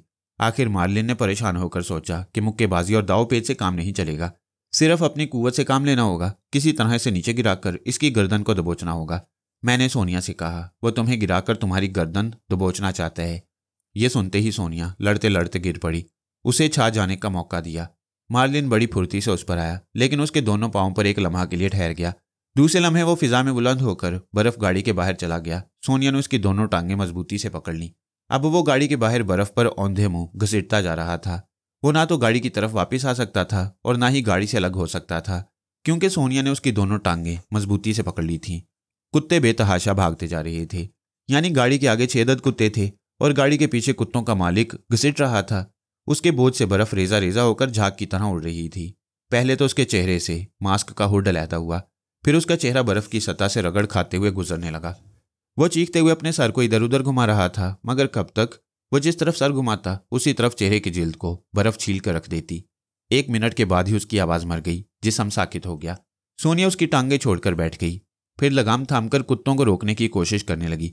थोड़ी देर बाद कुत्ते उसके कंट्रोल में आ गए। वो गाड़ी को वापस मोड़कर जब मार्लिन के पास पहुंची तो उस वक्त तक मार्लिन का चेहरा उसके वजूद से मिट चुका था। ठोस बर्फ से टकराकर उसकी नाक उखड़ गई थी। चेहरे की खाल की जगह गोश्त के लौथड़े और हड्डियां नजर आ रही थीं। 70 दर्जा जमात के इलाका में जख्मों से खून नहीं रिसता, जख्मों से उबरते ही जम जाता है। उसके चेहरे पर भी लहू की पिपड़ियां जम गई थीं। मैंने कहा, सोनिया, उसका लिबास और जूते उतार कर रख लो, ये चीजें कहीं काम आ सकती हैं। वह मेरी हदायत पर अमल करने लगी।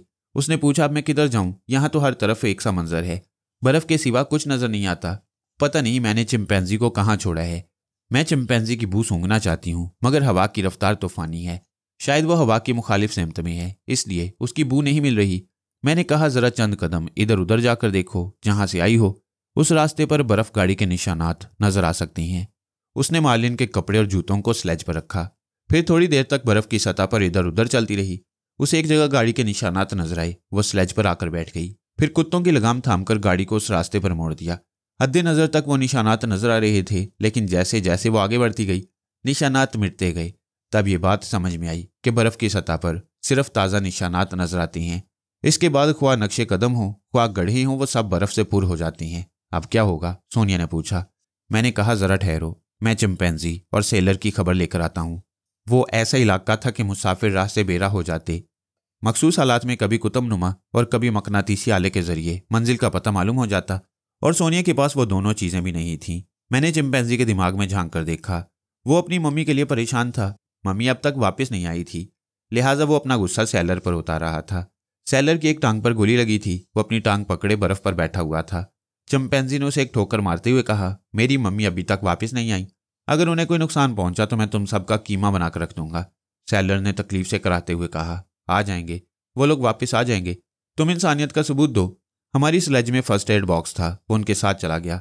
तुम्हारे सामान में तिब्बी इमदाद की दवाएं जरूर होंगी। मेहरबानी करके वो दवाएं निकालो, मैं तकलीफ से मरा जा रहा हूं। जब तक मम्मी नहीं आएंगी मैं तुम्हारे तड़पने का तमाशा देखता रहूंगा। मैंने चिंपैंजी की सोच में कहा, अगर यह तड़प तड़प कर मर जाएगा तो मैं कैबिन वालों के मुत्तल्लिक मालूमात हासिल नहीं कर सकूंगा। अपना मकसद हासिल होने तक इसे जिंदा रखना चाहिए। उसने गुस्सा से भड़क कर कहा, अरे वाह, इनकी वजह से मेरी मम्मी मुझसे बिछड़ गई और मैं इसका इलाज करूं और इसकी तीमारदारी और खिदमत करूं? कभी नहीं। मैं और 5 मिनट तक मम्मी का इंतजार करूंगा, फिर इसे गोली मार दूंगा। वो अजीब अड़ियल भैंसा था, बड़ी मुश्किलों से काबू में आता। मैंने उसकी सोच में समझाया, मगर मैं मम्मी के लिए इतना फिक्रमंद क्यों न हूं? क्या मैंने नहीं देखा कि उनके पास रूहानी कुव्वतें हैं? मैं भी पहली बार दुश्मन बनकर उन्हें नुकसान न पहुंचा सका। कोई उन्हें दुश्मन बनकर हाथ नहीं लगा सकता। वो मार्लिन जैसे दुश्मन को जिंदा नहीं छोड़ेंगी। इस ख्याल से वो मुतमईन होकर सोचने लगा, हाँ, मेरी मम्मी का तो कोई जवाब नहीं, मुझे उनके लिए परेशान नहीं होना चाहिए। परेशानी दूर होते उसने कहका लगाकर सैलर से कहा, तुम्हारा साथी मेरी मम्मी के हाथों मर चुका होगा, अब मैं तुम्हारा इलाज करूंगा। वो कह के लगाता हुआ अपने सामान से फर्स्ट एड बॉक्स निकालने लगा। फिर उसने करीब आकर कहा, सैलर, मैं इसलिए तुम्हारे काम आ रहा हूं कि तुम हमारे काम आओगे। अगर तुमने हमारा साथ ना दिया और किसी मुकाम पर धोखा देने की कोशिश की तो मैं। सैलर ने जल्दी से कहा, नहीं, मैं कभी धोखा नहीं दूंगा, तुम जो कहोगे वो करूंगा। मगर उसकी सोच कह रही थी कि वो चिंपैंजी को कैबिन में पहुंचाने के बाद इंतकाम लेगा। मैंने उसकी सोच में पूछा, मार्लिन अगर सोनिया के हाथों हलाक हो जाएगा तो सोनिया इधर वापस कैसे आएगी? अगर नहीं आएगी तो ये पागल का बच्चा मुझे मार डालेगा। हाँ, वो अपने तौर पर घबरा कर सोचने लगा। अव्वल तो मार्लिन ऐसा कमज़ोर नहीं है कि एक औरत से मार खा जाए। वो मेरी मदद के लिए ज़रूर आएगा। मैंने फिर उसकी सोच में कहा, हाँ ज़रूर आएगा, लेकिन तारीख पहलू पर भी नज़र रखना चाहिए। ये भी सोचना चाहिए कि सोनिया मार्लिन पर गालिब आ सकती है। उसकी सोच ने कहा, तो फिर गालिब आकर भी बुरी तरह फंसेगी। इस इलाका में हम जैसे लोगों को भी रास्तों का इल्म नहीं होता। हम बाहर निकलने के बाद कैबिन के रेडियो ऑपरेटर से ट्रांसमीटर के जरिए राब्ता कायम करते हैं, और जब हमें कैबिन की तरफ वापस जाना होता है तो हम कुत्तों की लगाम ढीली छोड़ देती हैं। वो कुत्ते अपनी पनाहगाह में रखी हुई खुराक को सूंघकर हमें कैबिन तक पहुंचा देती हैं। मुझे ये मालूम हो गया कि कैबिन तक किस तरह पहुंचा जा सकता है। फिलहाल मैं सोनिया को कैबिन की तरफ जाने का मशवरा नहीं दे सकता था। मैंने सेलर की सोच में कहा, समझ में नहीं आता कि क्या होने वाला है। अगर स्लेज के कुत्ते सोनिया को कैबिन की तरफ ले जाएंगे तो फिर मैं कैबिन का रास्ता कैसे मालूम करूंगा? वो अपना सर पीटते हुए सोचने लगा, ये मैं कैसी अहमकाना बातें सोच रहा हूँ, जबकि मैं जानता हूँ कि ट्रांसमीटर के जरिए कैबिन वालों को इतला दूंगा तो वो मुझे वापस ले जाने के लिए कुत्तों की रहनुमाई में मेरे पास पहुंच जाएंगे। ये सोचते ही उसने एक जोर की चीख मारी। पता चला कि चिंपैंजी बड़ी बेरहमी से उसकी टांग से गोली निकाल रहा था। मैंने उसे उसके हाल पर छोड़ दिया, फिर सोनिया को देखने लगा। वो स्लेज पर बैठी तेजी से कहीं चली जा रही थी। मैंने पूछा, ये तुम कहाँ जा रही हो? उसने जवाब दिया, अभी कुछ नहीं कह सकती। मैंने कुत्तों की लगाम ढीली छोड़ दी है, ये खुद ही भागे जा रही हैं। मेरा ख्याल है ये सैलर को पहचानती हैं, उसी तरफ जा रही हैं। नहीं सोनिया, इन्हें फौरन रोको, इन्हें ढील दी जाए तो ये सीधे कैबिन की तरफ जाती हैं। वो लगाम खींचकर उन्हें रोकने की कोशिश करने लगी। गाड़ी रुकते रुकते जरा और दूर चली गई। तब उसने हद्दे नजर तक देखते हुए हैरानी से कहा, फरहाद, ये तो कमाल हो गया। दूसरों को देखने वाली आंखें और सोचने वाला दिमाग मुझे पलक झपकते ही बता देता है कि वो क्या देख रही हैं और वो किस बात पर हैरान है। मैंने अनजान बनकर पूछा, कौन सा कमाल हो गया मेरी जान? वो जोशीले अंदाज में बोली, मुझे वो त्यारा नजर आ रहा है। मैं त्यारे के करीब पहुंच गई हूँ। वेरी गुड, एक मंजिल तय हो गई। मैं चिंपैंजी को वहां पहुंचा दूंगा। उसके आने तक मैं क्या करूं? मैंने पूछा, दीपक राग आता है? उसने पूछा, ये दीपक राग क्या होता है? ये आग लगाने वाला गाना है। अगर तुम तान लगाओगी तो चारों तरफ दिए जल उठेंगे, फिर तुम्हें सर्दी नहीं लगेगी। हाँ, तुम मेरा मजाक उड़ाओ, क्योंकि खुद बड़े आराम से कहीं बैठे या लेटे हो। तुमने याद दिलाया तो मुझे याद आया कि मैं मनीला के गर्म इलाके में हूँ, वरना हकीकत यह है कि तुम्हारे और चिंपैंजी के दिमाग में आशियाना बनाने के दौरान खुद को बर्फानी इलाके में पा रहा हूँ। तुम लोगों के एहसासात को अपनाकर खुद भी सर्दी से ठिठर रहा हूँ, क्योंकि इंसान अपने जहन से ज़माने की सर्दी गर्मी महसूस करता है, और मेरा दिमाग तुम लोगों के पास है। बस साबित हुआ कि तुम्हारे ख्याल के मुताबिक मैं आराम से नहीं हूँ। तुम ये दिमाग के खेल मुझे ना समझाओ। यहाँ मैं कब तक लगाम थामे बैठी रहूंगी? अगर ढील दूंगी तो ये कुत्ते फिर भागने लगेंगे। जाने मन, लगाम को मजबूती के साथ स्लेज से बांधो ताकि इन्हें ढील ना मिले। अगर स्लेज में रस्सियां या चमड़े के तस्मे हो तो कुत्तों के पिछले 2-2 पांव बांध दो, फिर वो कहीं नहीं जा सकेंगे। क्या खूब मशवरा दे रही हो। क्या वो मुझे नहीं काटेंगे? इंसान इंसान को काटता है, वो तो फिर कुत्ते हैं, कोशिश करने में क्या हर्ज है। अब मैं चिंपैंजी की तरफ रवाना होता हूँ। मैं उससे रुखसत होकर चिंपैंजी के पास आ गया। वो अनाड़ी डॉक्टर बनकर सेलर का ऑपरेशन कर रहा था। उसकी टांग से गोली निकल चुकी थी, मगर वो बेचारा बेहोश हो चुका था। मैंने चिंपैंजी की सोच में कहा, यह बेहोश हो चुका है, मुझे इसकी तलाशी लेनी चाहिए, शायद कोई काम की चीज निकल आए। वो तलाशी लेने लगा। मेरा मकसद था कि सेलर के पास ट्रांसमीटर न रहे। वह मकसद पूरा हो गया। चिंपैंजी ने उसकी जेब से पॉकेट साइज ट्रांसमीटर निकालकर अपनी जेब में रख लिया। उसकी दूसरी जेब से मकनातीसी आला बरामद हुआ। वो साले की मदद से त्यारे की तरफ जा रहे थे। चिंपैंजी ने उसे भी रख लिया। फिर वो सोनिया के लिए सोचने लगा, मम्मी कहाँ रह गई, अभी तक क्यों नहीं आई, मैं उन्हें कहाँ तलाश करूं। मैं फिर परेशान हो रहा हूं। मम्मी बज़ाहिर सोनिया के रूप में है, लेकिन दरअसल वो एक रूह है, उन्हें कोई नुकसान नहीं पहुंचा सकेगा। उसकी सोचने का एक रूह के सामने कोई रुकावट नहीं होनी चाहिए। पहली बार उन्होंने मुझे पुकारा था, अब क्यों नहीं पुकार दी। उसकी सोच पढ़कर मैं उलझ गया। वो दुरुस्त सोच रहा था, मगर जितनी दानाई से वो सोच रहा था उतना ही ज्यादा वो अहमक बनाया जा सकता था। मैंने उसकी सोच में कहा, शायद मैं उन्हें आवाज दूं तो उनकी तरफ से जवाब मिल सकता है। ये ख्याल आते ही वो जोर जोर से चीखने लगा, मम्मी मम्मी। आवाज चारों तरफ गूंजने लगी। मैंने सोनिया का लहजा इख्तियार करके उसके दिमाग में उसे पुकारा, चिंपैंजी मेरे बेटे, तुम्हारी पुकार से माँ का कलेजा हिलने लगा है, मुझे आवाज ना दो, मैं खैरियत से हूँ। वो खुश होकर चारों तरफ देखने लगा। फिर उसने पूछा, मम्मी आप कहाँ हैं, मेरे पास क्यों नहीं आती। मैंने सोनिया की तरफ से जवाब दिया, बेटे मैं इंसानी जिस्म में पनाह लेने के बाद मजबूर हो गई हूँ। सोनिया का ये जिस्म किसी रहनुमाई के बगैर तुम्हारे पास नहीं आ सकेगा। कैसी अजीब बात है मम्मी, आप यहाँ नहीं आ सकती, मगर आपकी आवाज़ मेरे दिमाग में गूंज रही है। हाँ बेटे, माँ की ये आवाज़ सिर्फ तुम ही सुन सकते हो। ये रूहानी कुव्वतें भी अजीब होती हैं, मैं खुद नहीं समझ सकती, तुम्हें कैसे समझाऊं। बहरहाल मैं त्यारे के करीब पहुंच गई हूँ। तुम मकनातीसी आले की मदद से यहाँ फौरन चले आओ, मैं इंतज़ार कर रही हूँ। Okay mummy. वो बेहोश सेलर को कांधे पर लाद कर स्लेज के पास आया, फिर उसे स्लेज के सामान पर लिटा दिया। उसने और सोनिया ने मार्लिन के हुक्म पर जो हथियार फेंके थे उन्हें उठाकर अपने पास रख लिया ताकि वह सेलर के हाथ न लगे। फिर उसने मकनातीसी आले की सुई को देखा। उसके बाद स्लेज की लगाम थाम कर त्यारे की सिमत बढ़ने लगा।